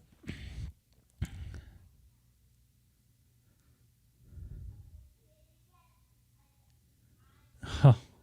Dude, I tell you what, these kids listening to this stuff, I didn't realize how annoying it was. At first, I thought it was cute when she had started getting a little... She was like, no, no, just like the Peppa Pig accent from whatever the Mama Pig, whatever it is. Oh my God, it was Peppa Pig 24/7. When she was awake, there was Peppa Pigs going on her iPad. I'd turn around, it's on the TV. It was just everywhere. So now she's into Elsa now. Elsa is everywhere. Elsa games, Elsa dolls. Disney is making a boatload. As I just saw in the chat there. All right, I'm going to try to get on Reflector 12 Alpha here. This is Greg, K6EGG, monitoring Reflector 12 Alpha. Also, live streaming on YouTube right now. If you type my call letters into the YouTube search engine on the Papa system on my Pi-Star hotspot here. Yeah, let it go, let it go. Oh, no, I just left there as I was hearing let it go. How old are your kids, Dex? Because holy moly. Looks like this is dead now.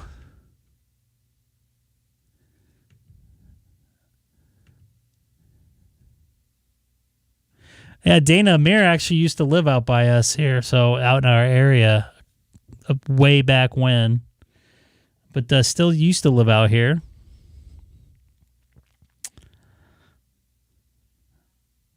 Man, it's quiet on Reflector 12 Alpha tonight. Usually there's more people. Should I go over to 14? Anything happen on 14?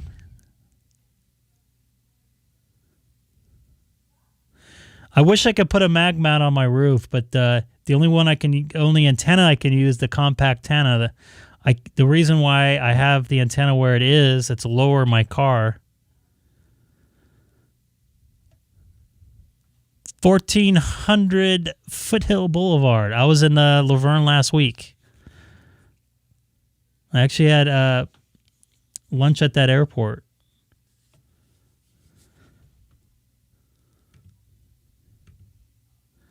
So I'm going to go to 14 Charlie here.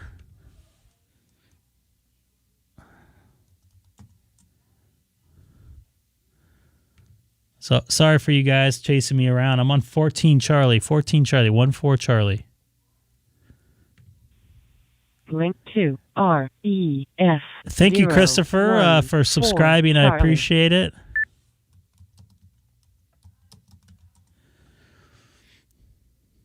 Welcome back, Jeff, and me back.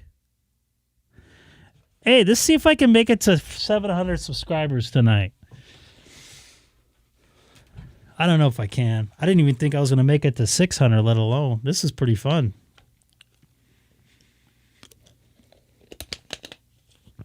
All right. This is Greg, K6EGG, monitoring Reflector 14 Charlie, and also live streaming right now on YouTube. If you type my call letters into the YouTube search engine, or I have a link to that YouTube site on my QRZ page. This is Greg, K6EGG.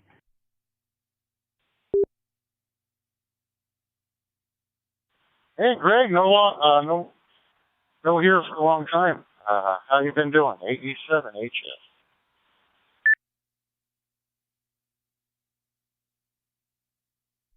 Man, you are a stalker. Somebody wasn't kidding. How are you doing? I've been trying to switch reflectors for 5 minutes here. The guys on 30 Charlie they're so quickie and long-winded. Finally, as soon as they shut up, I was able to key up and switch over here. I was like the finger on the trigger, ready to quick key, just so I could get it to change reflectors. Anyway, I'll stand by. Maybe somebody else will pick it up there.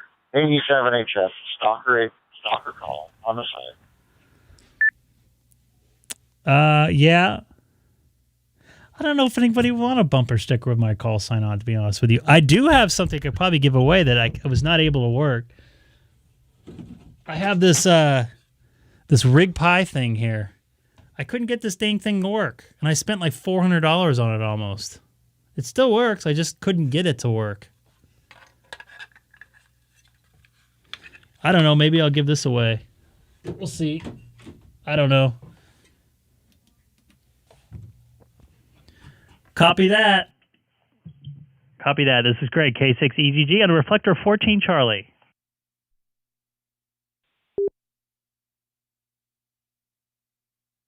I'm also monitoring on My audio sounds so muffled tonight. on it's on Broadcastify 14 Charlie. I don't like hearing myself coming out the other side of the speaker. Very distracting listening to a very delayed broadcast. Trying to talk at the same time. The Rig Pi. Multitask like that very well. I'll show you here. It's basically like remoting into your radio.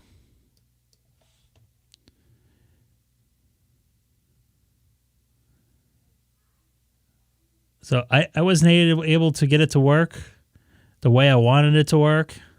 So I gave up on it, and I was going to sell it on eBay, and I never did. All right, I'm going to go hang out on 24 Charlie, Michigan, guys. Catch you later. 87HS. Copy that, Colin. K6EGG. Have a good evening. 24 Charlie, huh? So this is the Rig Pi here. I'll copy this into the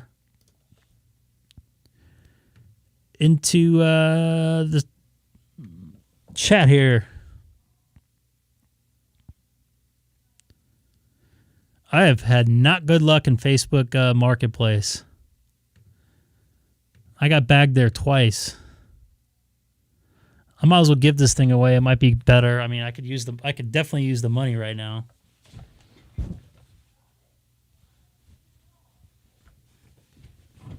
Sorry, my pants were creeping up on me.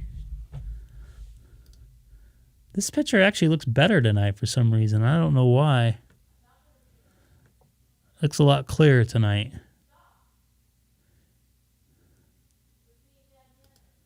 Oops. So right now I'm on a 14 Charlie, everybody. If anybody want to follow me over. Colin followed me over. It's pretty quiet out here tonight. I'm surprised. It was pretty busy earlier. Not on this frequency, but...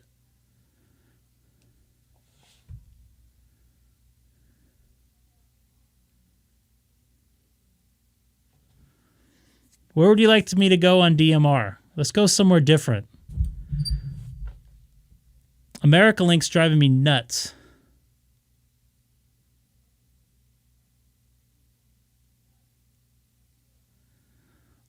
But Dana, by the way, you don't have to fix it, dude. I really want to get rid of that radio to make some money off of it to pay for this 5200. or sorry, 52. I have not been on sideband for a while. It's been quiet. I went over there before I went on, and it was quiet. And I went on this afternoon before I went on. It was quiet. I can go wherever you want there. Whatever you want. Right now I'm on the, looks like that Texas whatever. You have 50% of it repaired already? KC98. I hear Tom in there. Thomas.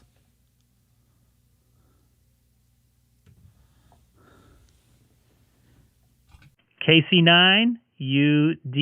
This is great. K6EGG. You staying warm? Hello, Greg. How you doing? KC9UDA.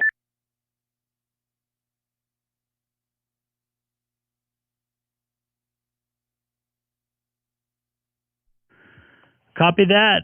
How do you like your ID52 there? Maybe I'll talk on it from my radio.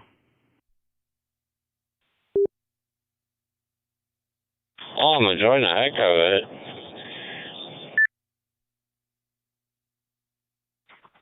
And I gotta turn off my headphones there. This is from my ID52. Do you notice a difference in the audio from my 9700? Oh, yeah. You sound really good down there. You talk about maybe a hand, a length, and I'm watching your Ustream or live stream or beam stream or every stream.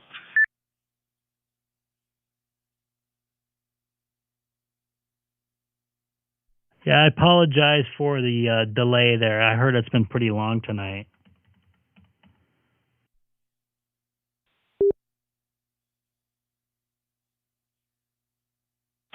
Yeah, I had the ID 52, got it on Thursday, or last Thursday. I was starting to have a little bit of issues here. Every time I would charge it and hook up to my Raspberry Pi, it would lose the settings in it. So I had to call Icom about it and ask them, and they go, we don't know. So they want me to get a hold of HRO. I told them I had to do a full reset. Luckily, I'm able to save everything on the SD card. And once I got the full reset done, I load everything from the SD card back onto the radio, and then it works.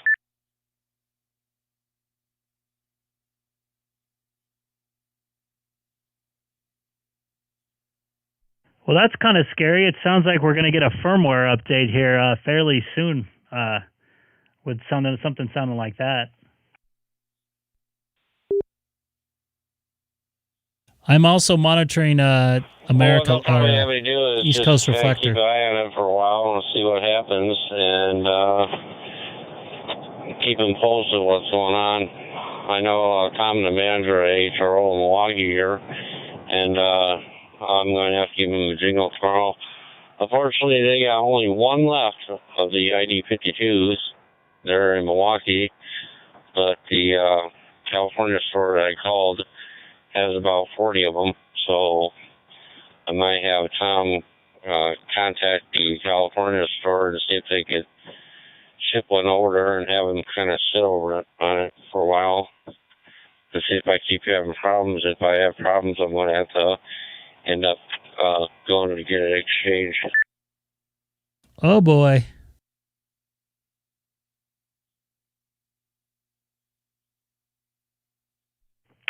Yeah, I guess that boat finally pulled into Long Beach or something with all the different ID52s in it. So pretty good. I'm glad finally people are able to get a hold of some. Check and see what firmware I have on here. Yeah, I guess what had happened, I guess ICOM went to one of the ports where they had them on a cargo ship and just took them off of there, and they flew them to the stores. So I know HRO and all the HRO stores, well, a few of them, they do have quite a few of them. I'm not sure if Gigaparts or Can't think of the other name. If they got them in yet. I saw something on DX Engineering. They weren't going to be shipping till like March or something like that, something crazy like that. I should check again right now. Yeah, that's who it was. DX Engineering. I'm not sure why they're holding off until March 3rd. As far as I know, the way it sounded like to me, all these ham radio stores, they do have them in stock. So if they are rolling off and shipping them, they're going to get quite a few mad customers if they're going to ship them on March. Well, it looks like they updated their website since I looked last week. They're shipping Monday, January the 10th. So just a few more days. I was amazed. I got mine the next day.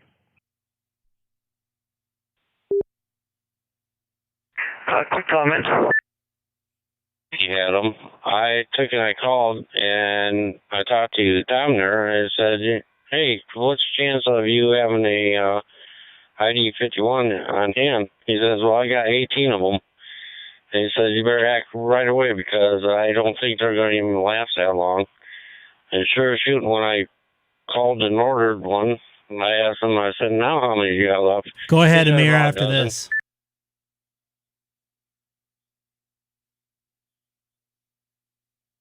Go ahead, Amir. K6EGG. Yeah, I don't know if you've ever heard of MTC. They're out of Paris, Texas. They had the biggest single shipment, and they're selling them for $629. And it's just mtcradio.com.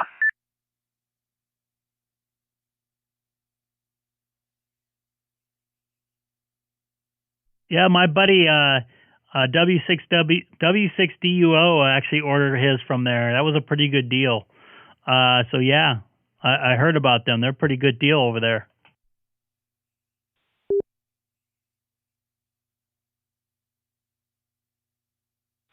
I know that R&L also had them on sale. I'm not sure how much they were, but they were selling them kind of cheap also.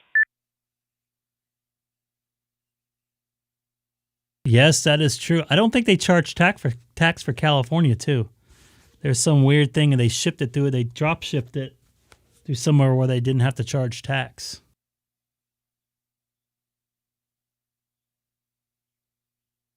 I'm pretty happy I have one here in my hands. It doesn't smell too new anymore, though. I am so full from dinner right now, by the way. I should not have eaten so much.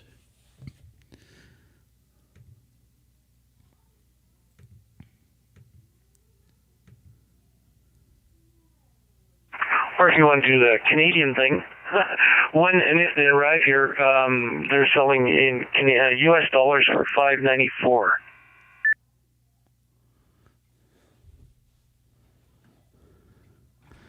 That is a pretty good deal.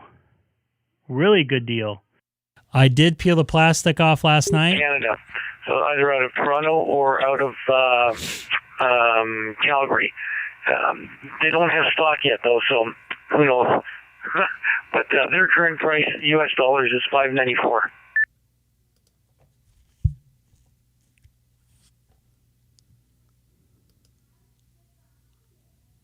The radio does not smell like I wonder jalapenos. if HRO in Milwaukee will match that price.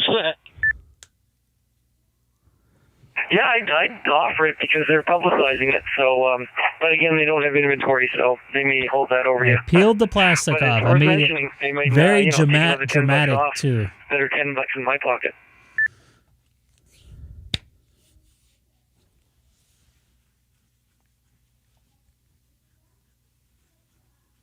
Yeah, I would have to donate that to Greg's YouTube channel.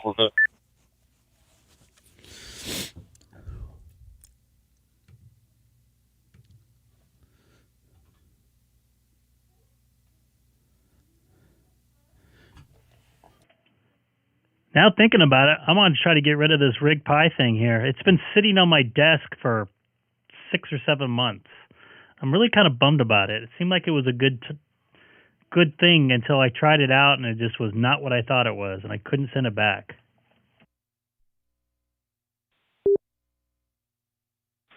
Well, what you probably do is put it on QRZ or put it on eBay and see what you can get out of it. Yeah, I think I'm going to probably do that.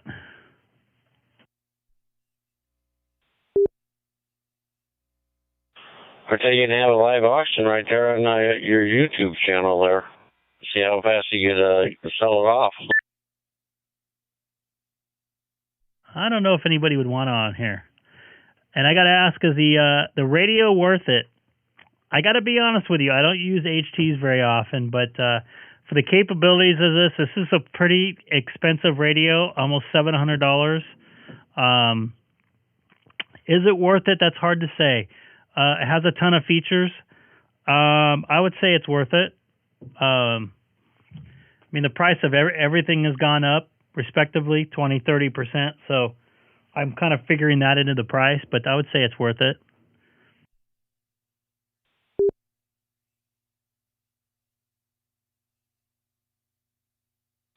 Well, what you can do is I've sold many things on QRZ is put the price on there that you want and put under, best offer.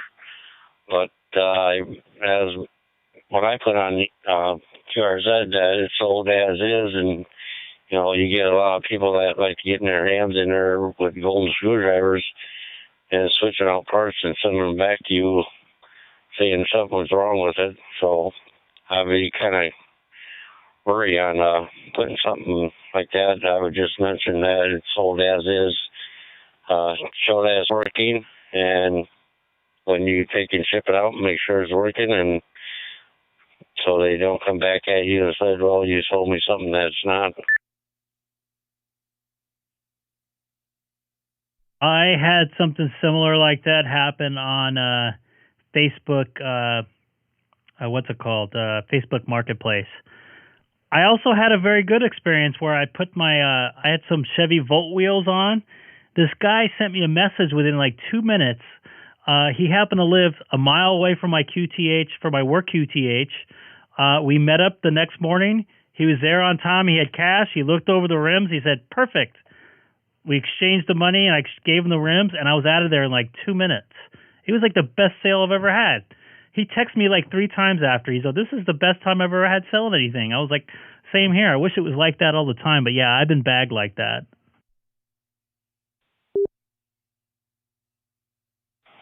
Yeah, I'm a Facebook fanatic, and I use Marketplace. I would cross post, put it on QRZ and put it on Marketplace, and see what you get out of it. You never know what. I'll get to your question in a second. Is it worth it over a mobile? That's a hard question to ask because I like my 5100 in my car. I think it's an excellent radio. This definitely has some more features on it. The display is really nice. It depends on what you use it for, For me, I don't know. I'm going to take it to work this weekend and see if I can make some contacts with it at work. I don't know if it's worth it over a mobile. That's a really hard question to ask because there are two different functionalities between a mobile and an HT. You can get some of the similar functionalities out of a HT as a mobile. Do I need or want 5 watts over 50 watts? That's an interesting question. Being in a hilly place like I live, Dana can attest to this because he lives on a hill. You definitely need some power to cut through some of the terrain here K6EGG mobile, California. I didn't realize you were mobile. You sound pretty good. So I can't really answer that. I'm in cab right now. I'm driving cab, and we don't have radios in here. I got an ID 5100 in my mobile, and I got a 9700 at the base, and plus the 52 here. And how are you connecting through a local repeater? Because I couldn't even tell you're moving there. It's not that No, I'm smoggy going here through my anymore. hotspot. It's a DB Mega hotspot. It has It doesn't get smoggy here in the winter. Raspberry Pi time. image on there. But I understand what you're saying. Going through that But way. on Our local repeater, it's certainly up, but it's not linking up to reflectors and stuff like that. We got quite a bit of snow up here. We got about maybe 2 feet of snow, and the repeater is up on the hill, and the driveway has not been plowed for it. So it's on the you're not going up AT&T there. tower, so hopefully we're praying that something goes wrong up there, and they have to get it to the AT&T crew up there, and they have to dig it out with the front end loader. Yuck. No, thank you. So I can't really give you an answer to that because it's functionality for what something would be better for me might be not better for you depending how you're going to use it. So I can't give you a really honest question for that. You know, I might take it with me on the road or take it with me to work and use it for something, and somebody may not use it that way. Sometimes someone doesn't have a mobile radio. I don't know. I can't answer that. I'm going to be honest with you on that one. It just depends on your using out your how are you going to use it. And for me being in Southern California, I can definitely use the extra wattage. Like I said, getting around the terrain here in Southern California could be quite challenging. Even I was talking on Simplex. I found that's what I figured out when I had a problem with my radio. I was trying to talk to Dana through some hills between us when I was down in Orange County. And he's up in the Diamond Bar area, and he was only 15 miles away, and he couldn't hear me, and I was running 50 watts.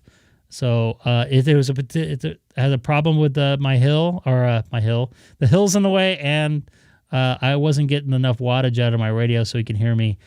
I can hear him, but he couldn't hear me, and that's what I was kind of thinking in my head, that something wasn't right with my my radio setup. The Valley girls all moved to Texas, dude. Everybody needs to get that out of their mind.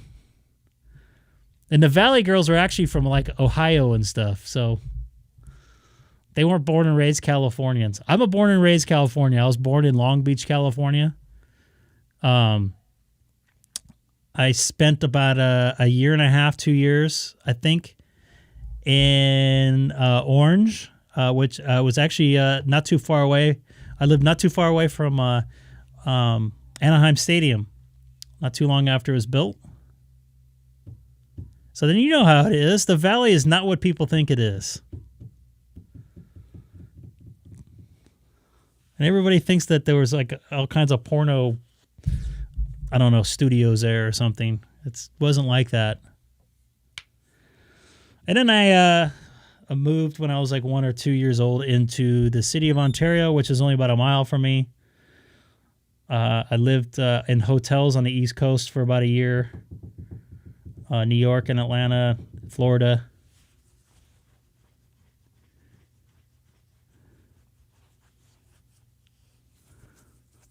Not that many, though. They got killed. California killed it with the new rules. WR5G. And then I moved to Pomona out of my parents' house when I was still traveling. Lived there for 6 months with probably one of my favorite roommates, Krista. She ended up getting engaged and moving down to San Diego, so I lost her. So I ended up buying my condo, which turned out to be pretty good. Lived in my condo for a year, 10 years, sorry. Then met my wife now, and we bought a house together. And that's my story. What's up, Jerry?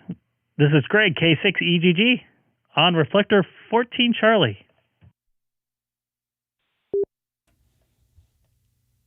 Do you have a Rig Pi, Dex? Would you like a Rig Pi? Good evening, I'll give you a really Greg. good deal I on seen it. that you had restarted your live stream, so I just wanted to jump in there and say hello, see how everything was going.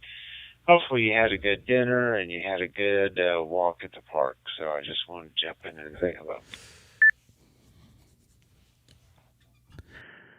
Copy that.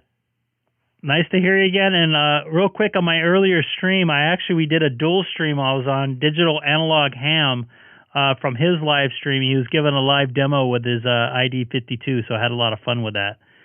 I actually did a film in the 90s. I did one. Yeah. My stage name was Tony Powers. I was not in the there, video, but I did audio on it. M0F, and I don't know the rest of his call. I think Andrea. He does a lot of ID52 videos. Some of them are very short, but I think he's had an ID52 for about 6 months. I believe he picked up a Japanese one, so he's had a few more months to play with his. I'm on DStar Reflector 14 Charlie right now, geeked. Copy that. I'll check that out. And Dex, if you're interested in a Rig Pi, I got one sitting here on my desk. I'll give you a really good deal. Name your price and pay for shipping, and it's yours. Yeah, I did hear your ID52, and it sounded really good, Greg. So just kind of wanted to jump in and see how you were doing. I see that I'm 311 miles from you, so I guess that's Phoenix as the crow flies. So anyway. Key up again real quick. I saw that there's a picture going along with your data.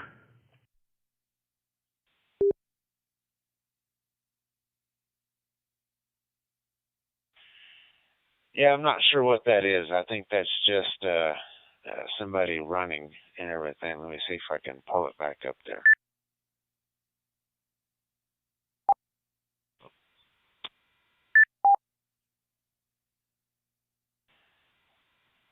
Yeah, that right there. So, but yeah, I don't see an actual picture and everything. If we want to send pictures, we could always go over to, I think it's, Reflector 55D. That's where all the guys send all the pictures at. No, I'm good. I don't know. It kind of felt like sending pictures through AOL Mail in 1993, so I'm pretty good with that. It takes a while to send the pictures over. Yeah, I agree. I did. I'll give you a good deal. What kind of radio do you have? Look it up and see if it works. It's kind of painful to wait, and then. Sorry for the burping. I've got indigestion from Chinese food. Anyway, all right. I want to jump out. Take of here. care, I'll be watching Amir. And be making a few comments here, and I'll just. I got mail, huh? Make contacts with other people out there. So, talk to you a little bit, Greg. It's WR5G.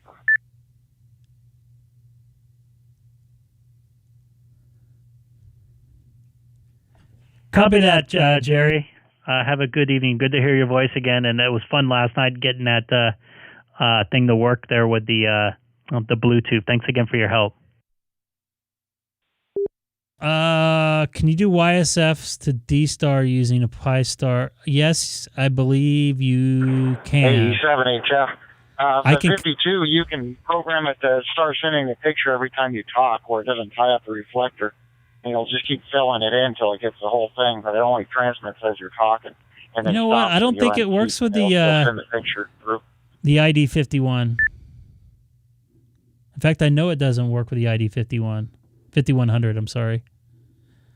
I don't know about the FT70D. Is that a base?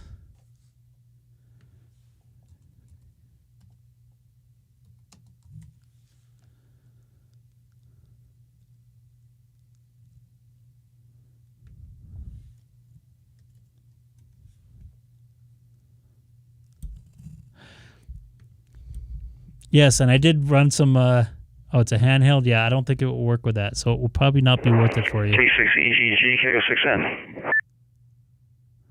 And yes, I did run some duplication there in one of those thingamajigs, too. Go ahead, Gabe, K06N. This is Greg, K6EGG.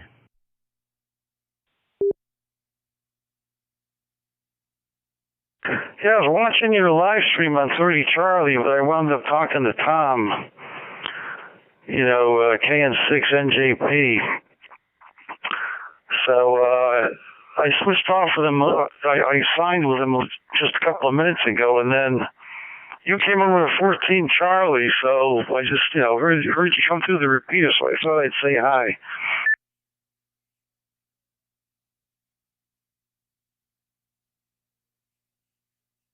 Copy that. I'm making a special appearance here on 14 Charlie. I was also on 12 Alpha.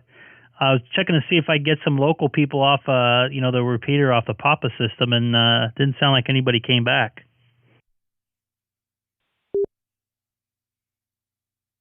Well, it is Friday night, excuse me, so a lot of people might just be trying to rest, with the week and all the other stuff that's been going on. So, I was talking with Tom. He's thinking about picking up a hotspot, so I'll probably be working with him a little bit next week or two. But, yeah. I also talked with John, K6EGG. Yeah, he got a 5100. Yeah, he was looking to get DStar going, but he never emailed me back. I haven't heard from him. I mentioned that you were the master with it, and I didn't mind helping, master with DStar, and I wouldn't mind helping with it too. So I'd love to hear him on there. It'd be pretty cool.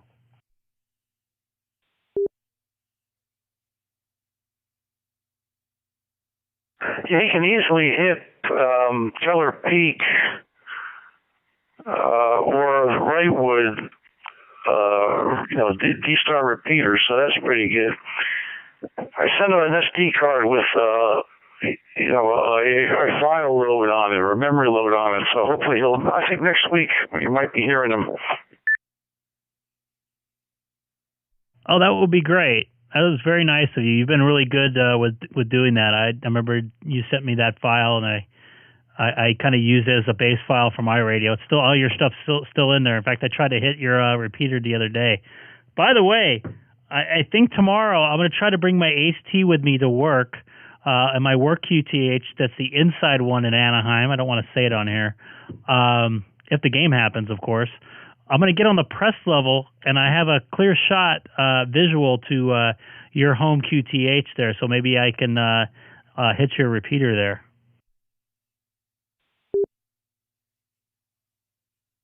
Hey, sounds good. Yeah, shoot me a text, and I could,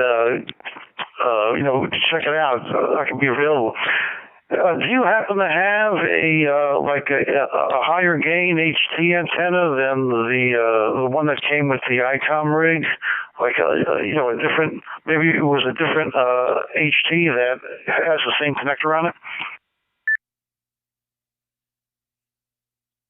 I might have one on my VX5 because I broke the original antenna off of it, but I don't know what kind of connector it is. I'll have to double check and look. I think it's the same connector. So I know the Baofeng, it's like opposite sex or something like that connector on it. But maybe I'll have to try that out. But I think I should be able to hit it from where I'm at with the altitude I'm in. Not altitude, but the height, I should say.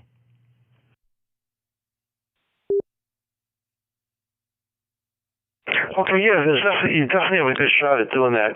And yeah, the Baofeng uses the inverse connector for those SMA connectors.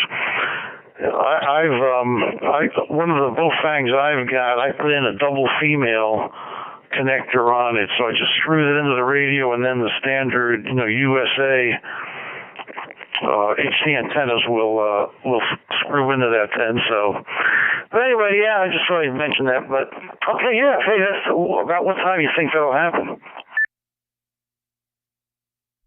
I'm not sure. I don't even know for sure if I can do it tomorrow, but I'll definitely bring it with me, and I'll text you if I'm gonna mess with it. My work right now is very dynamic, and they're kind of, I don't know what the word is, segregating us all because of the COVID stuff. And I have a green pass, which means I can have interactions with the players.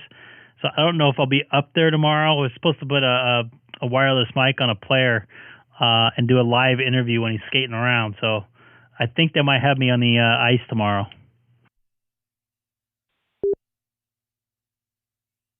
All right, sounds good. If it happens, it happens. Just shoot me a text there, and hopefully I'll be around. Let's see, tomorrow's Saturday. Yeah, I don't have anything major planned, and lately my wife and I have just been trying to stay at home as much as possible, until this thing blows over. So anyway, sounds good. You sound good. Good audio. You're on your 97, right?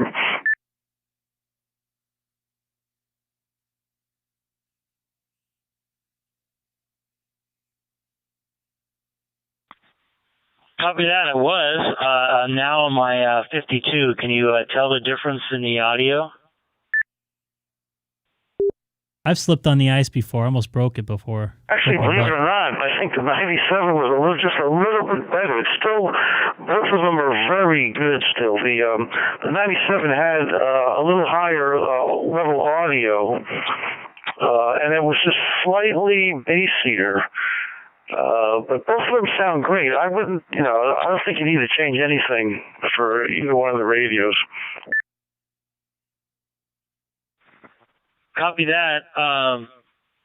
Actually, David helped me make a couple adjustments tonight on the DStar side of EQing my microphone on my 9700 that closely matched the 52. And as you know, the 52 has a different audio card in it, or audio processing card in it, so it's probably going to sound better regardless. Yeah, they teach us to walk like a duck on there, or a penguin. You're supposed to wear ice shoes on there too. Yeah, I think that's the case. It's got it's actually an IC chip, from what I understand. It's got the third, I guess, the 0.3 chip. I guess the 97 has the 0.2, and the earlier Icom radios have the 0.1. All right, so I'm going to try mine. I'm going to see what happens here. So right now I'm talking on the 9700, and I'm going to switch over to the 52. Copy that. Standing by and listening on my 52 here. Yeah, man, that's the way to walk. People make fun of us when we're walking like that on the ice, but you know what? It's definitely not worth cracking your head open, because I know somebody's done that. K6EGG, you can actually back off the mic a bit, hearing all the exhales and inhales, air coming across the mic, just FYI.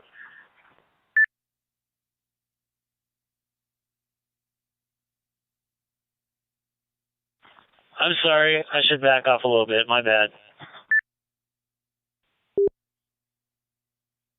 No, not you, the other station. Except you're in the, inhales and exhales really close to the mic. You're fine, Greg.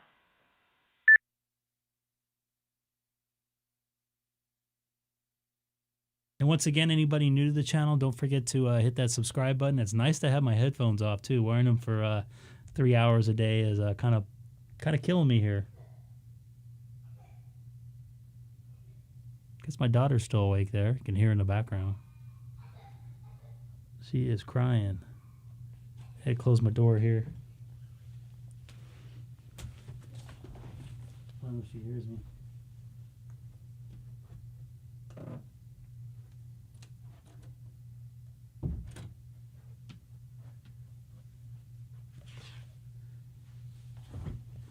The penguin walk.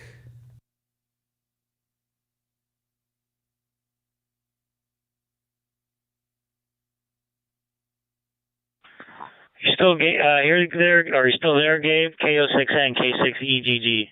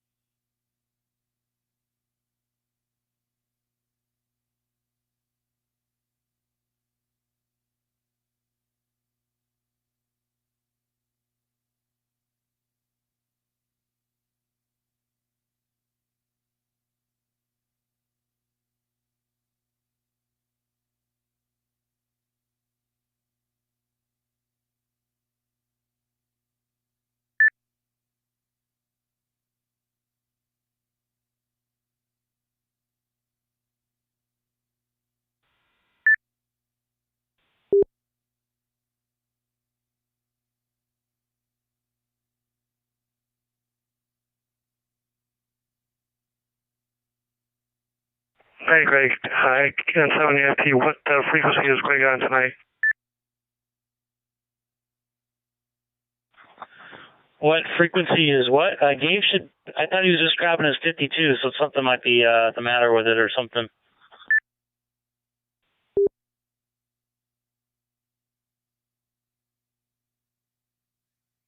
Yeah, that's what I meant. Sorry. It's my off night, I guess. Okay. And I wondered because I was going to see if I still have that noise issue on my GP15.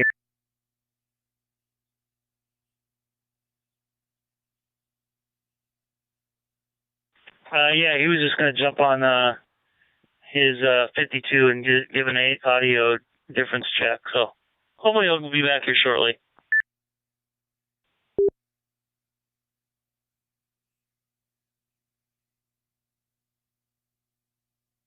Roger, happy. Appreciate it.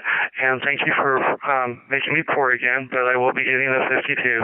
So thank you, Greg. Merry Christmas and Happy New Year. So you're getting a 52 after all, huh?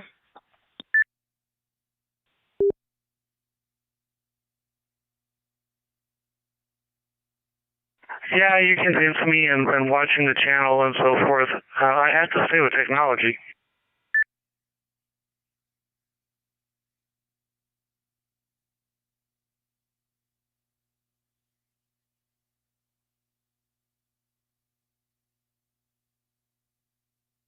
You will not regret getting that, this WR5G. I really like my 52.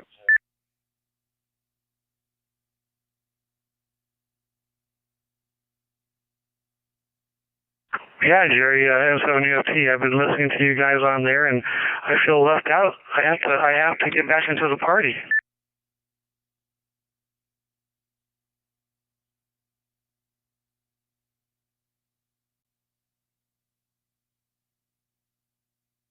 Welcome to the party. It won't take long. You can be in here with the rest of us.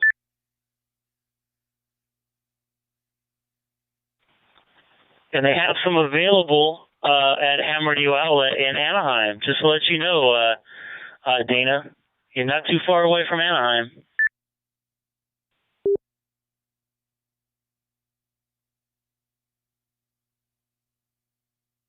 Did you say that's where you got yours, Greg, or did you go to DX Engineering or one of the other ones? I ordered it from HRO online, and it shipped out of the Anaheim one. I was actually going to cancel it or just kind of pick it up because it was free shipping anyways, I think. But they ended up sending it the next day anyways. I sent it basically the same day I got it. I was going to go pick it up, so all good. But I got it, very quickly. But you can go pick it up and have it in your hot hands tomorrow.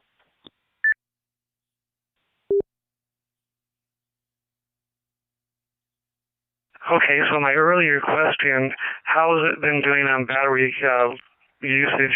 Have you had to recharge it yet, or how long are you getting for your battery?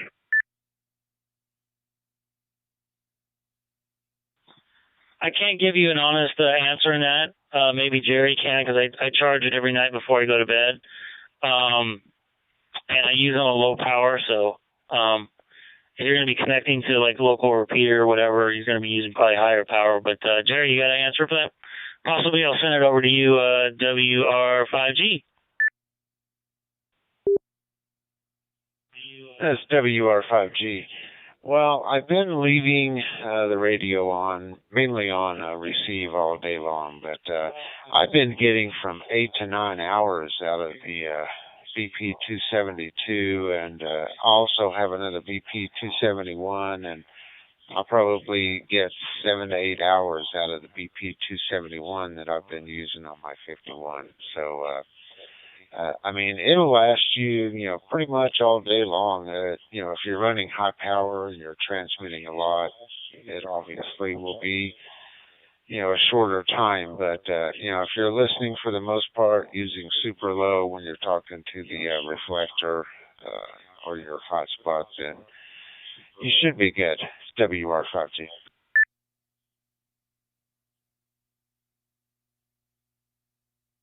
Okay, well, thank you for that. Yeah, the Kenwood D74A is notorious for giving me a whole whopping 2 to 3, maybe if I'm lucky, 4 hours. And so that's something that's been a great disappointment for me for the Kenwood.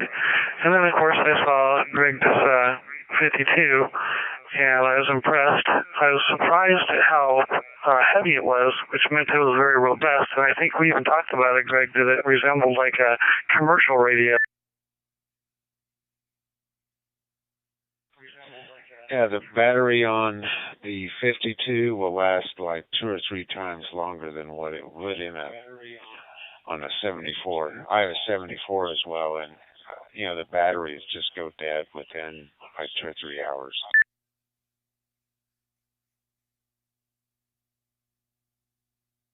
What I might do, Greg, is just go down to HRO and go grab one tomorrow. And did you guys get any of the other accessories that come with the radio, or did you just, is it got a wall charger, or is it just a wall port?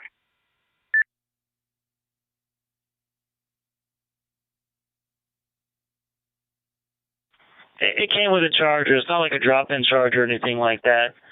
But definitely, what it comes with, you can get going, no problem. I'm probably going to get a drop-in charger, probably when I go to Vegas. And I'm going to go to Gigaparts in Vegas, hopefully in a couple weeks.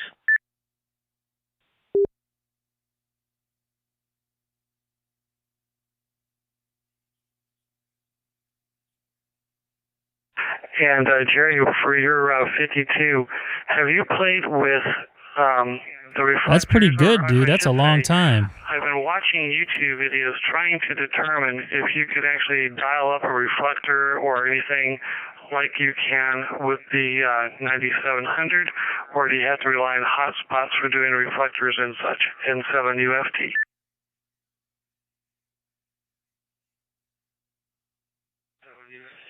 Well, I would say that if you have a repeater close by you that has a good internet connection, then you should be able to do all of your XLX, XRF, DCS, as well as regular REF, reflectors. You should be able to do them all through, the radio and everything. So they have direct input for all of those different reflector types. And I think that's what your question was there, right?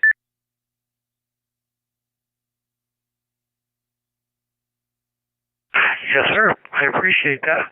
So I'm just curious, Greg, now that you've broken my bank a second time, first the open spot, now the 52, what are you going to buy next? So I have to get ready for it.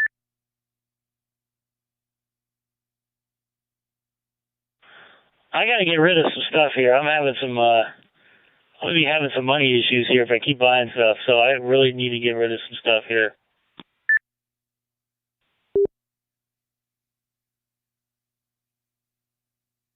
Well, I got your 2000 working a lot better. I just got to, I fixed the relay. I just got to fix a couple other components, and then you can probably sell it for full price.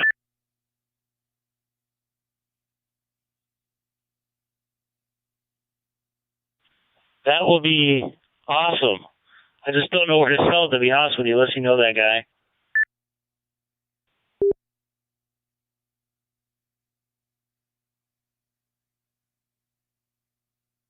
Check. I'm sorry, you're a little bit, you're overmodulating just a bit, Greg. Say again. I don't know where to sell it. I'm afraid to sell it on eBay. I'd rather sell it to somebody locally if possible.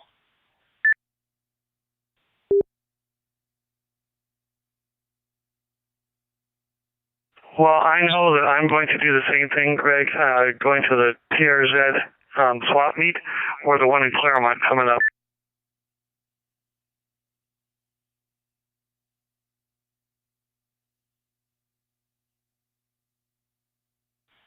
What day is it? Get some Claremont coming up. I forget. Go to the store and they would actually sell it for you.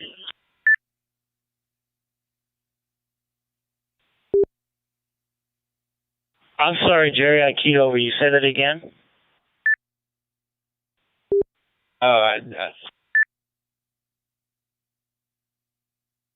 Yeah, I was just saying that HRO will do, consignment. there and everything. So, that way they can sell it within their store and then, pay you the money. They get a certain cut off of it. But I've sold quite a bit of stuff using consignment at Phoenix HRO. Do you know how much they take from that?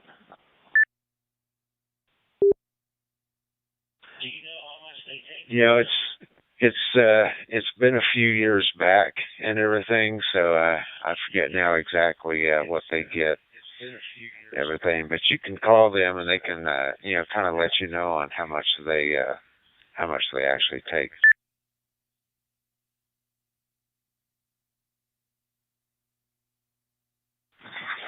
Copy that. I would love to do that. Definitely love to do that because I can use the money to pay off this thing.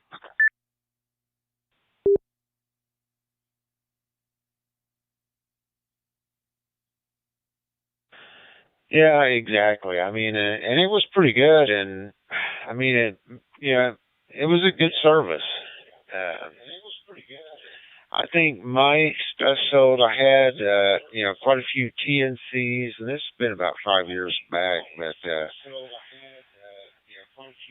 but it sold all within like 2 weeks, and I got almost what I, expected to get out of them. So it actually worked pretty good. But like I said, it's been probably 5, 6, 7 years ago.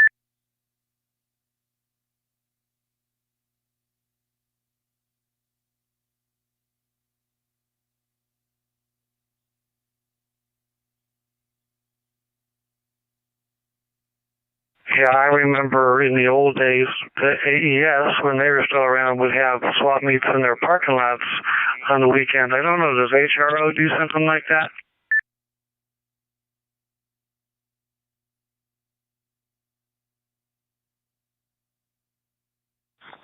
I don't think the one in Anaheim does. I think, did I key over Terry again?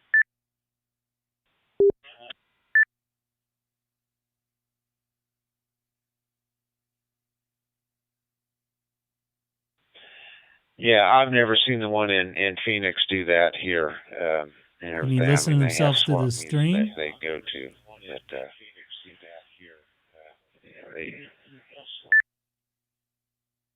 I don't know. I don't even do that myself. It drives me nuts. Okay.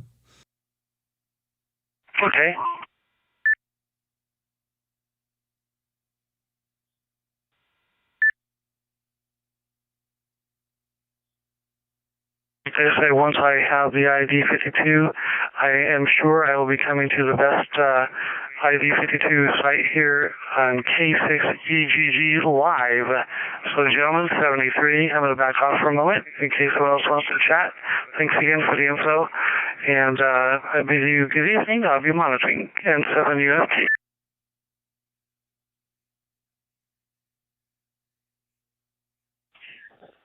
all right, sounds good. Yeah, the name here's Jerry, by the way.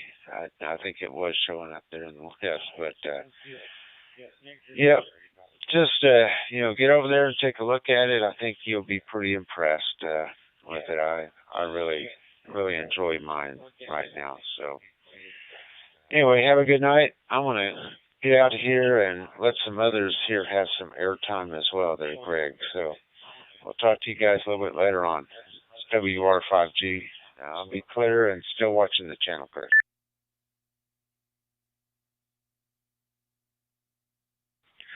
Copy that, Jerry. Thanks again for the info. I'm going to try to get a hold of somebody over at Ham Radio Outlet next week and see if I can bring some stuff by and get them to sell it. I'd love to get rid of some stuff. I have a scanner. I have this rig pie I want to get rid of, and obviously the TS2000.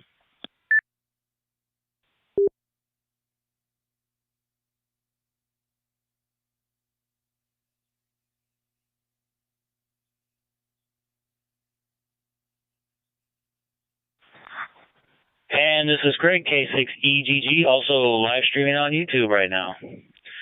I think I'm going to switch over to Reflector 12 Alpha right now through my hotspot.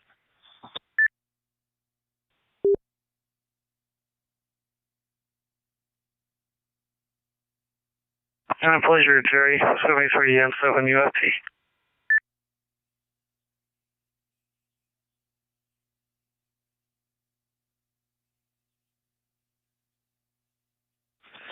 And this is Greg, K6EGG, going over to reflector 12 alpha. Or QSY to reflector 12 alpha.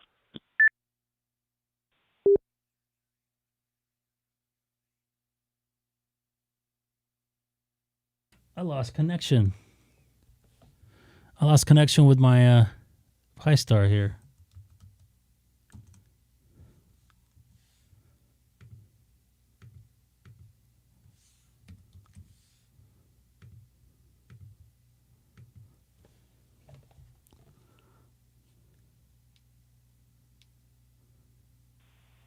Link to REF012 Alpha.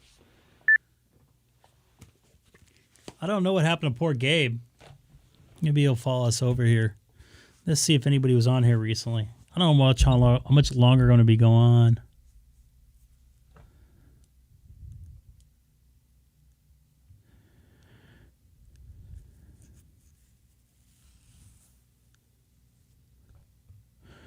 So let me see here.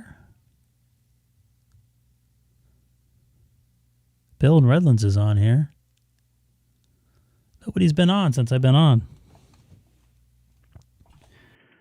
This is Greg, K6EGG, monitoring reflector 12 alpha. Also live streaming on YouTube right now.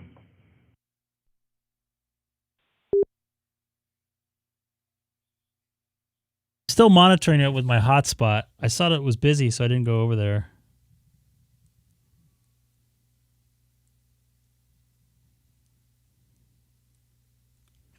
Did I actually key that up? Let me see.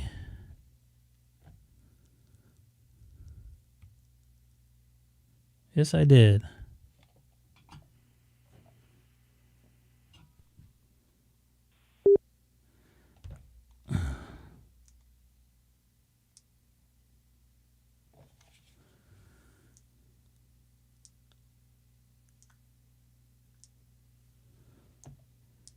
Guess the last link on the Papa 3, they must have moved it somewhere.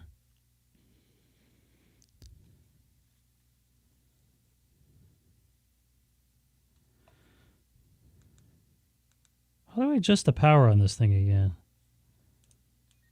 Nope, that's not it.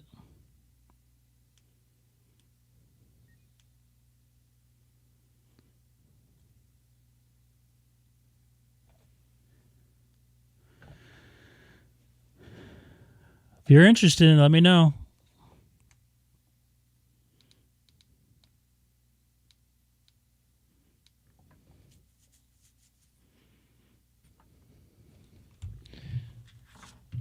Trusty book out here.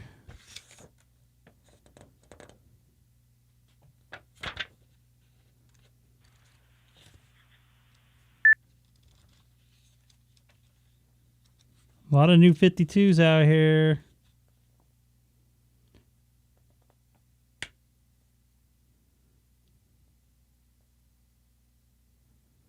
Where's the power setting for...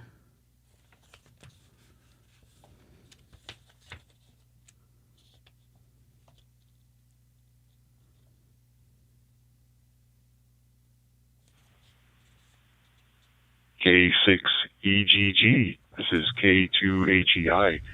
I called you once, but I guess it didn't work for some reason. How are you doing, Greg? Hey, Peter. I am doing excellent tonight, getting a little tired. I don't know how much longer I'm going to be on. I'm just going to try to mess with one quick thing with my ID52, trying to figure out how to change the power TX setting on it. I remember it was something really pretty easy, like a side button or something. I can't remember.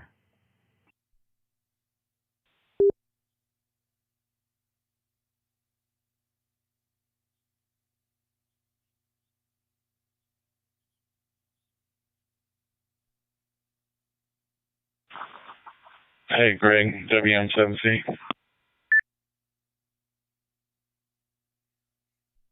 Go ahead, Scott. I definitely heard you in there, Peter. I don't know if you heard me. Go ahead, Scott.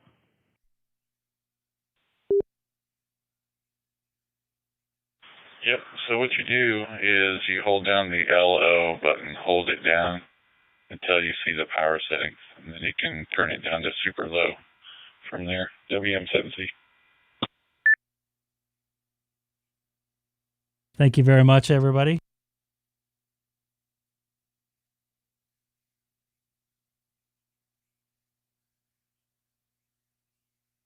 Thank you very much. And Peter, are you still in there, man? K6EGG?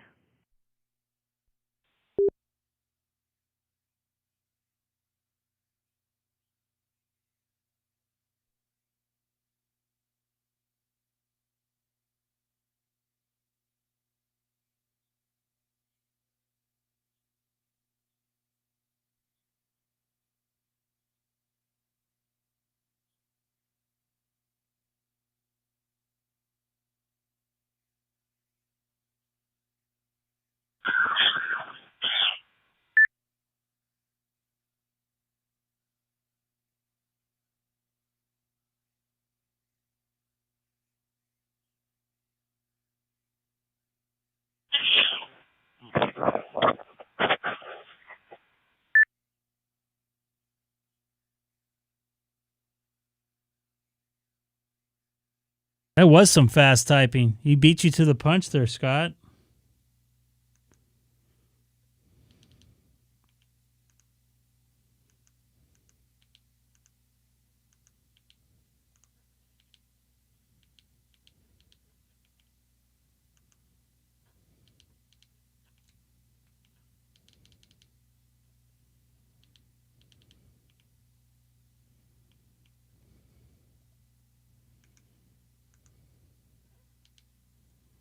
How do I get this back to GPS mode, by the way? I am so bad with this.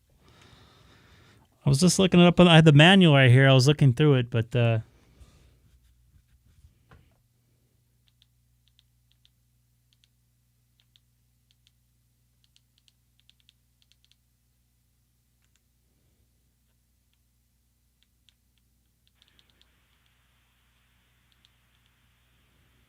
let's see if this works any better. Keep trying to key up my hotspot, and it's not hearing me or something. But yeah, I heard when you were answering me before, Greg. I was just trying to figure something out on the radio as well. Copy that. I'm glad we're able to connect now. I hope all is well over there. I'm sure it's a little chilly, I'm guessing, where you're at. You guys get some snow?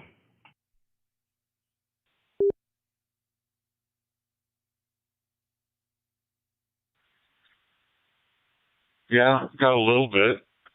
The ground is covered, and last time I looked, it was in the 20s over here. So, yeah, kind of chilly, but I don't mind it too much, really.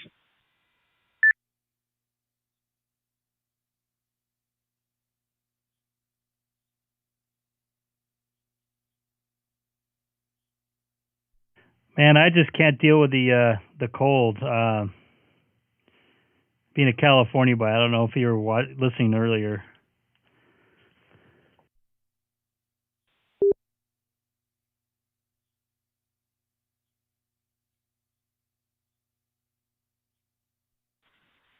I wasn't around for your earlier live stream. I saw that you were on, but I wasn't able to join in.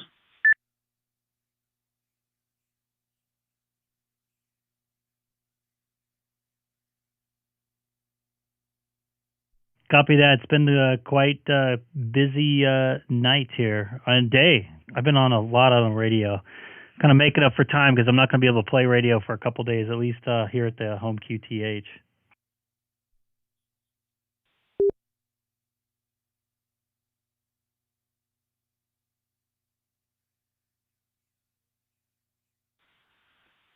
I like how you have the GPS display up from your radio, so I can see whether or not my radio is transmitting the GPS info.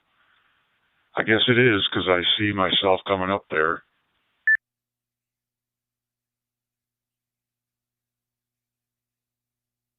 Absolutely, man. Oops, got to turn that down there. Sorry about that. I tried to, what's the word I'm looking for?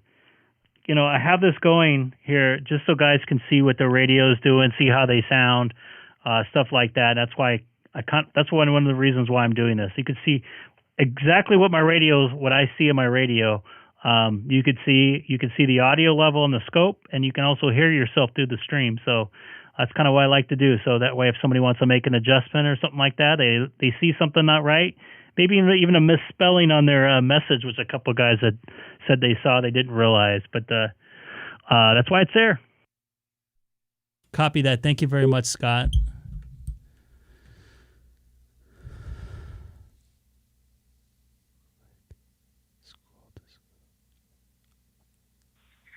Okay. Yeah, the scope was on. It's useful to have up on the screen, most definitely. Well, I'm going to back out of here, but I'll be listening, Greg. If I don't talk to you again, have a good night. This is K6EGG. Copy that, K6EGG. It's great to hear your voice again. And thanks for stopping by and also watching the live stream tonight. I really appreciate it, Peter. You have a good evening. Try to stay warm out there in New York. And I'm going to take a chill here for a second. This is great. K6EGG.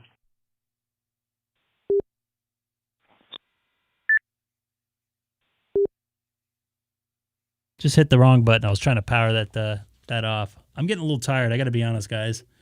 I had a pretty hard workout. I had a 1,100 calorie workout this morning. First one I did in about 8 or 9 months due to the injury I had. And I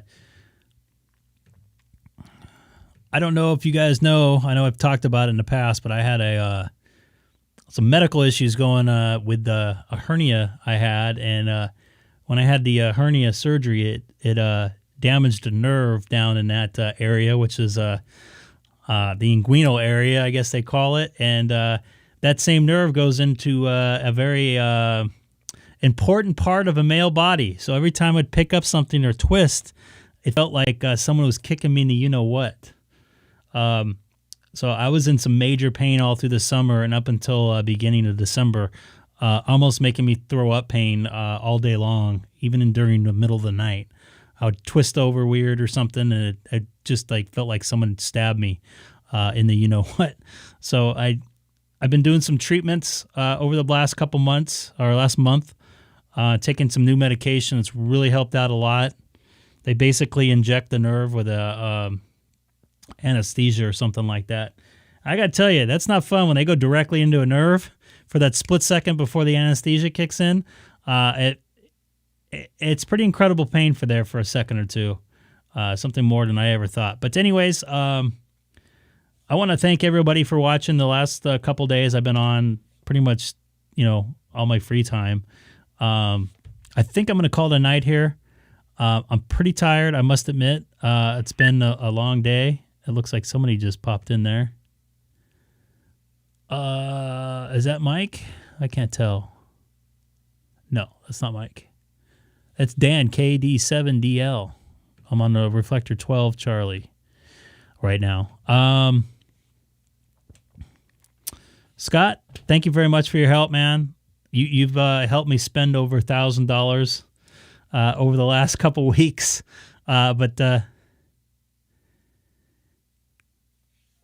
Yeah, it's been fun dealing with this stuff.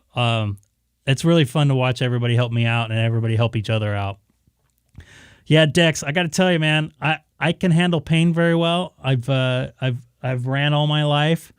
I worked out 3 or 4 days a week. I'd normally do. I'd keep a track of my watch. I would do about 2,000 calorie workout 2 or 3, maybe 4 days a week. Since I've been in high school in the early 90s, I've always took care of myself. I'm not like a big giant guy. I always lifted weights. I didn't lift it to get big. I lifted to keep myself healthy. I rarely took any type of painkillers throughout my life. I didn't take a Tylenol or an Advil for like 10 or so years, let alone any of the opioids that were going around. Even the last surgery, I had in June. I only took one Percocet. But this pain, I tell you what, man. I don't sound. I'm sorry if I'm complaining, but it hurt, and it was like a pain did not go away all day long. I'd sit in my car in traffic in L.A., and Scott knows how it is. I sit in traffic for how long, or not Scott, but David. And I felt like I was going to pass out from the pain, and I had to pull off and walk around for a little while, just to alleviate that pressure in that area. Because whenever I'd lean forward like this, it'd press into it. And I literally, I was gagging for, I remember one week I felt like I was going to gag every 10 minutes. So it was very hard to get over that. And mentally, it was starting to affect my head. So I tried to get through it. But it was very difficult. It was hard on my wife. I'm still not really able to do too much around the house. I'm slowly picking up some stuff. I can take the trash out. I can do my laundry, which hurts because whenever I twist, just haven't been able to. I really like vacuuming. I know it sounds weird, but I really enjoy vacuuming. There's something about it I like, and I can't do it because of the twisting motion. But I was able to rake some leaves the other day, take care of some stuff in the garage. So I'm slowly getting back to normal. I picked up work. I'm almost at 100%, at least doing the activities at work I need to do. So I'm getting there. I lost a lot of work. I was off for pretty much a month and a half. Not to mention I was off for a couple of weeks after my surgery. So it was definitely affecting my pocketbook. So that's why I was not I probably should have been buying $700 or $1,000 worth of radio gear. So I need to get rid of some radio gear. I got a scanner and some of those stuff I'm not using. But anyways, I really appreciate you guys watching. It's been kind of keeping my mind off a lot of things, including that pain. And it's really enjoyable. I really like talking to people. I'm not a big talker in person, but I do like meeting people and find out how they live and how they deal with things. So this is another reason why I'm doing this. So anyways, I want to thank you guys for watching. That's it for ham radio for me for a couple days. I might try to pop on in the morning. If anything, I'd probably try Monday or Tuesday morning. I'm not going to be on the radio tomorrow or Sunday, at least streaming. But Peter, thank you very much. And I appreciate it. It's been I didn't realize, I heard people complain about back pain and it sounded like they're bitching and moaning. But I tell you what, man, that pain will overtake your mind. Pain is a mind killer, just like fear. So I've gained a new appreciation that people say that they're in pain. I'm like, hey, just take your time, do your thing. So I'm going to try to be on maybe a Monday morning. I might try to jump on the East Coast Reflector maybe Monday morning for an hour or so and do some live streaming. I got you, man. 73's Dex. You take care, buddy. And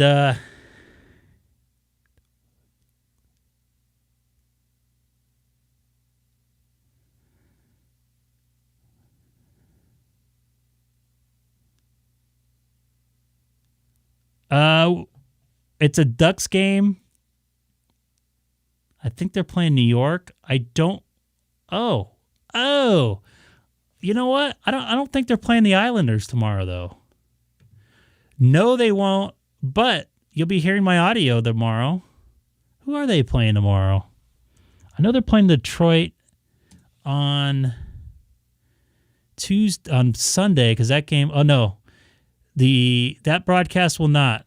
But you'll be hearing my audio because they're doing what they call a world feed. They take all of our microphones and send it back. I think they're on MSG. Yep, I just said it there. And I'm actually doing a game on Monday at the Kings as well. So I don't think they're going to have access to that because it's just exclusively for our local broadcast. But you'll be watching my work tomorrow. By the way, here's some inside information. That game might not happen tomorrow. We'll find out tomorrow morning, but we'll see. I got some. The game on Tuesday wasn't supposed to happen for the Ducks. They said they would suspend the game if 2 players got hurt between the 2 teams, and it turned out that one player did get hurt, and they couldn't play yesterday because of too much COVID floating around. I know a bunch of guys from work that got it, actually from players. I don't know. I don't think the Islanders are out here this year, are they? I have worked with those fellas out there. I have worked a lot of Ranger games.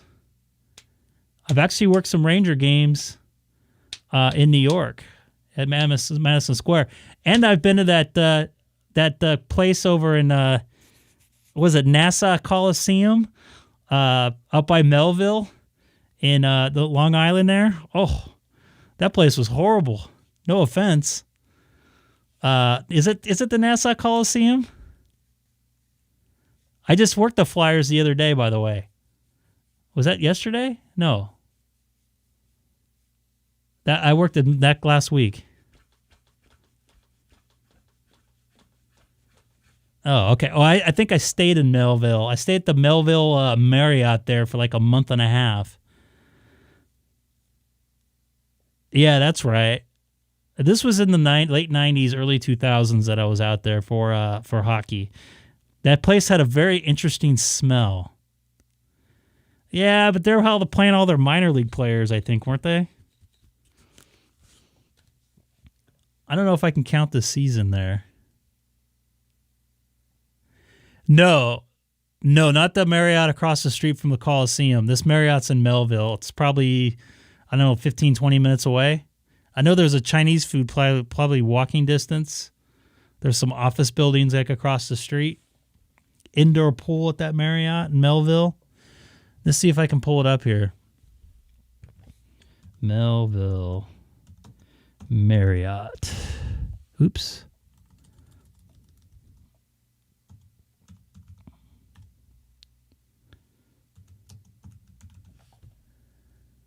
Why does this keep changing?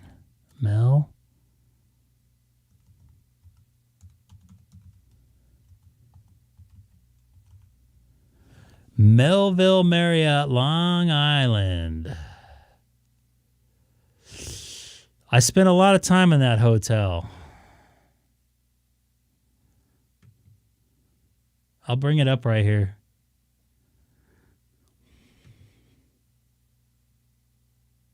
I do have status at the Marriott. I'm a lifetime gold member. This is it right here.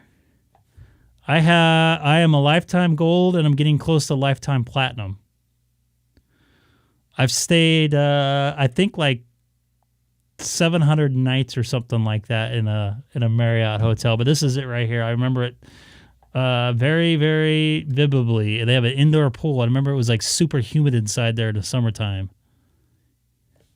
Let's see if I still have my Marriott status here, real quick before I take off. They keep changing the name of this stuff. Oh my, they have Titan?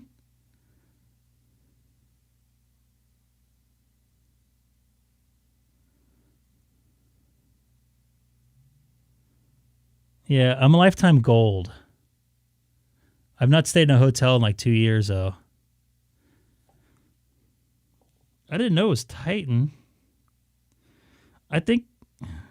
See, I didn't make it on the money, but I made it on the nights. I can make it on the nights.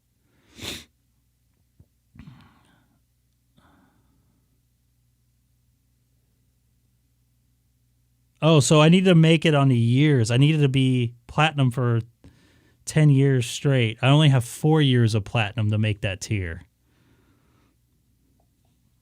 I have 719 nights. But I only have 4 years of platinum here.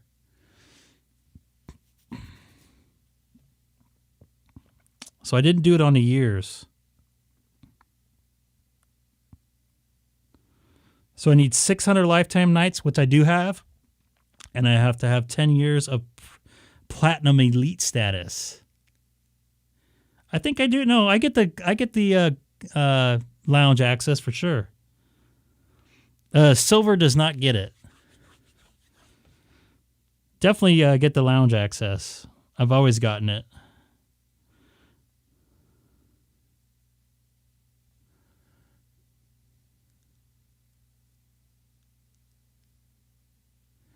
Yeah, I didn't like their credit card deal. Their credit card deal kind of sucked. I got rid of it. I'm a Delta guy. I'm a million miler Delta, and I think I'm lifetime silver, but I'm gold right now. I got to check on that because I haven't flown in like 2 years, at least on Delta. Actually, I don't think I've flown at all.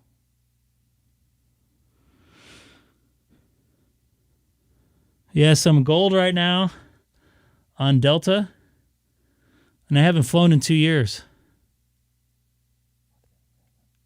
I like NASA, and I keep it in my office. And you guys don't need to see my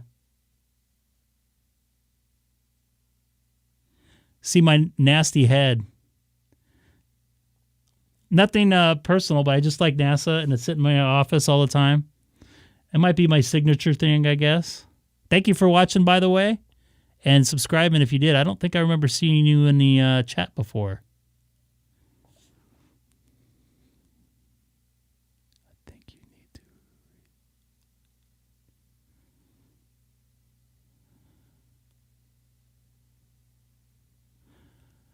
I think you need a recall as of this year for Delta.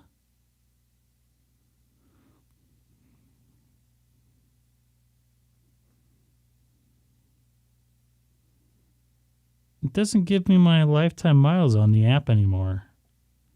I have like 1.2 miles. 1.2 million miles. Doesn't matter. I'm still silver. I mean, silver is like almost nothing. The only thing you get is free bags and pick up your seat. I have some vouchers here. I have a ton of vouchers here. Yep, DX Racer chair. Is it worth it? It's awesome. It's a very comfortable chair. It's a little bit hard. I do have a cushion for it. Are you a Delta guy, by the way? I used to be based in Atlanta, so I have this cushion right here. That kind of helps with the back a little bit.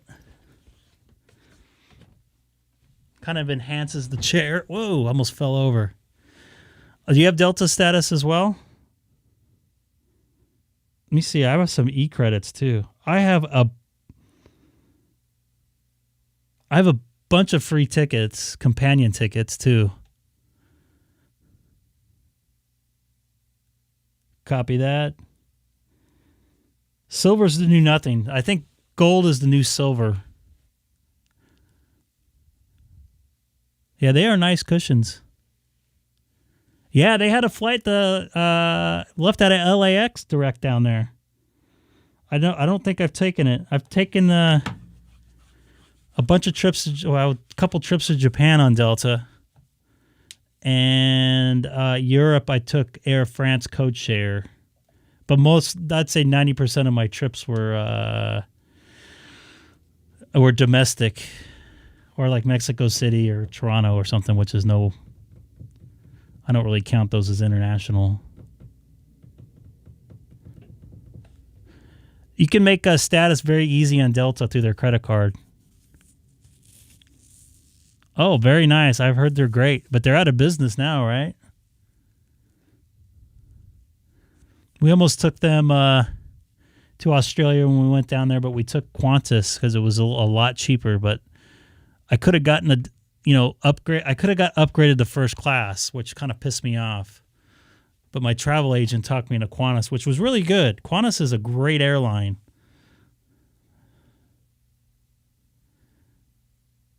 Qantas is partnered with American, so it was weird. I had a code share down there where I got 50% miles, and on the way back, I didn't get anything.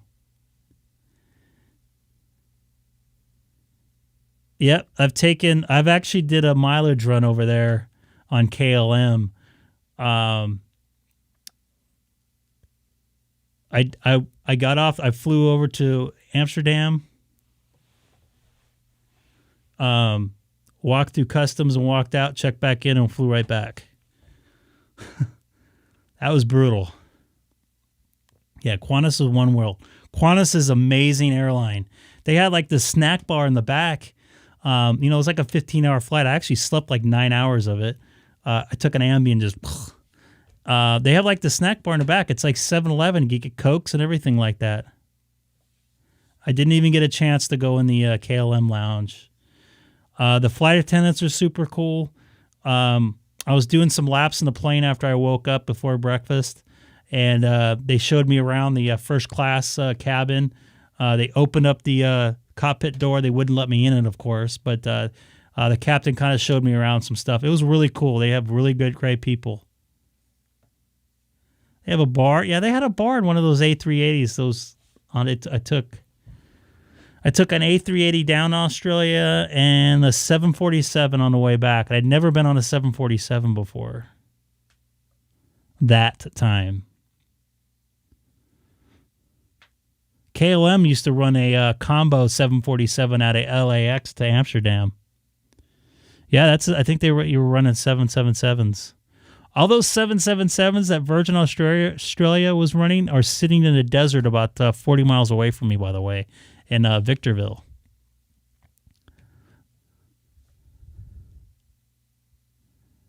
I hope you guys aren't all bored out of this. Victorville, yes. Actually, you know what? I can bring up some photos of some of their planes. I went out there because I couldn't stand sitting in my house forever.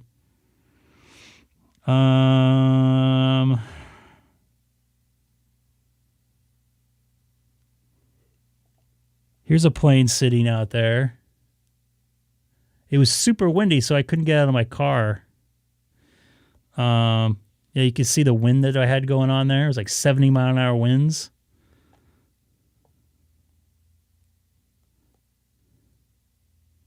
Here's my buddy, me and Ray Fosse right there. I'm actually wearing the same shirt right now. He was an Oakland A's player there. Yeah, it was a special edition Dreamliner. It was like a eco demonstrator. There's another plane. I was pretty close up to this Delta right here.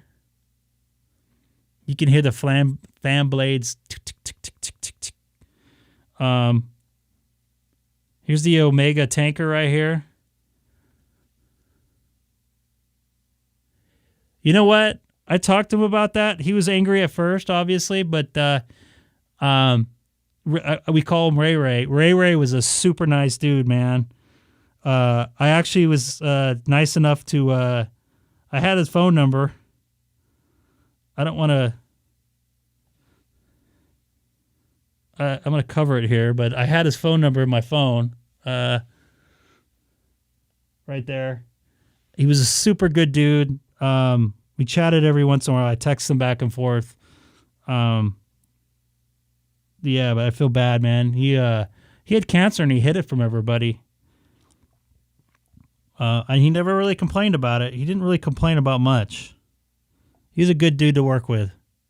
Really enjoyed it. What probably hurt me the most was Craig Sager dying from, I don't know if you watch NBA on TNT.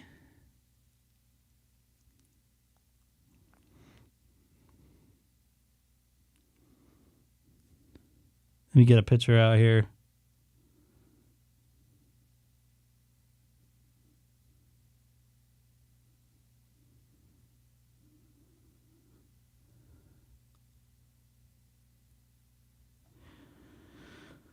Craig and I and Victor, I was Craig's A2 for audio person. I would set up his wireless mics for about 10 years. We spent a lot of nights at Hooters. There was a Hooters actually in Long Island we went to. I can't remember exactly where it is.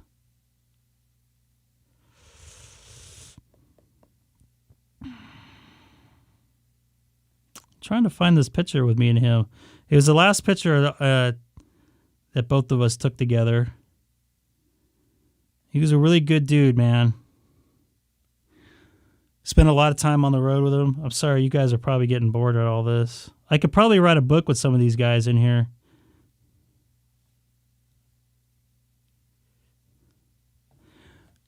Me and my boy Chip Carey here.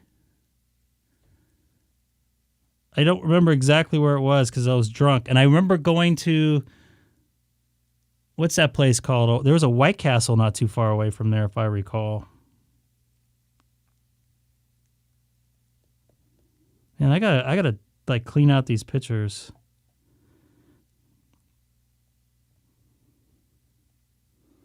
Here's a booth getting ready. That's Dennis Eckersley, Brian Anderson. It was in Long Island, New York, right by Melville. Gotta find something here. Me and Vin Scully here. Vin Scully, another true gentleman. God, I gotta find that. I'm worried about that now. I can't find that picture of me and Craig.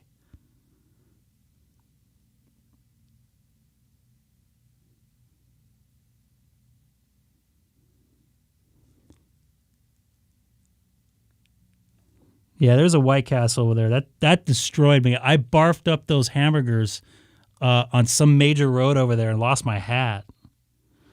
I could still taste the onions in my nose.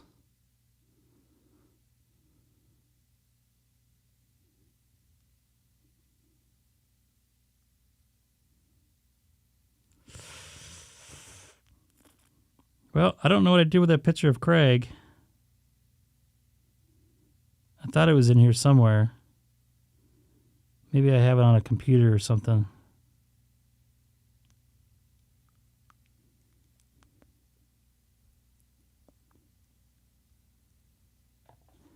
Or maybe I have it in my favorites.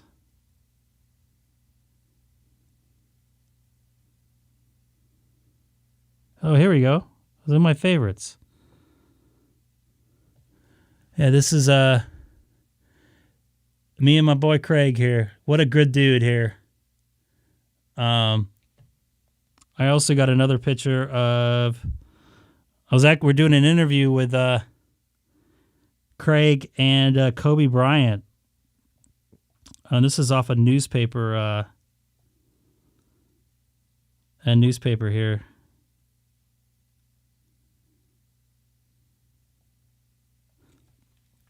There's me getting Kobe wired up with Craig Sager. That was quite a while back, but yeah, Craig was a good dude, man. Spent a lot of time with him. Me in Nationals Park here. Spent a lot of time with him on the road. That really bummed me out. He was a good friend. He was a good dude. You know, a lot of people kind of connected with him through TV when he was dealing with his stuff. I'll tell you what, that guy used to run like 100 miles an hour. He'd be up drinking till 2 o'clock in the morning, and I'd look out my window at the hotel, and he'd be up at 6 o'clock in the morning running. He'd never stop. But anyways, I'm going to end this live stream here. I appreciate it. Watch that game tomorrow. You'll know somebody behind. Maybe I'll try to get on camera or something. I will not be wearing this hat, and I'll be wearing a black mask that says Bally's on it. So, excuse me, anybody new to the channel? Once again, sorry if I bored you there. One of these nights I gotta have ask the question of Greg. You guys can ask me anything, but right now it's probably not a good time because I'm pretty tired. But you take care. Everybody take care. Watching. I didn't realize how many people were watching. I thought there was like 2 people watching. I look over, there's like 15 people. So once again, I appreciate you guys watching the live stream tonight. This wouldn't be possible if it wasn't for everybody watching. So you guys all take care. Have a good night, and I'll talk to you in a couple days, hopefully. This is Greg, K6EGG. I'm signing off.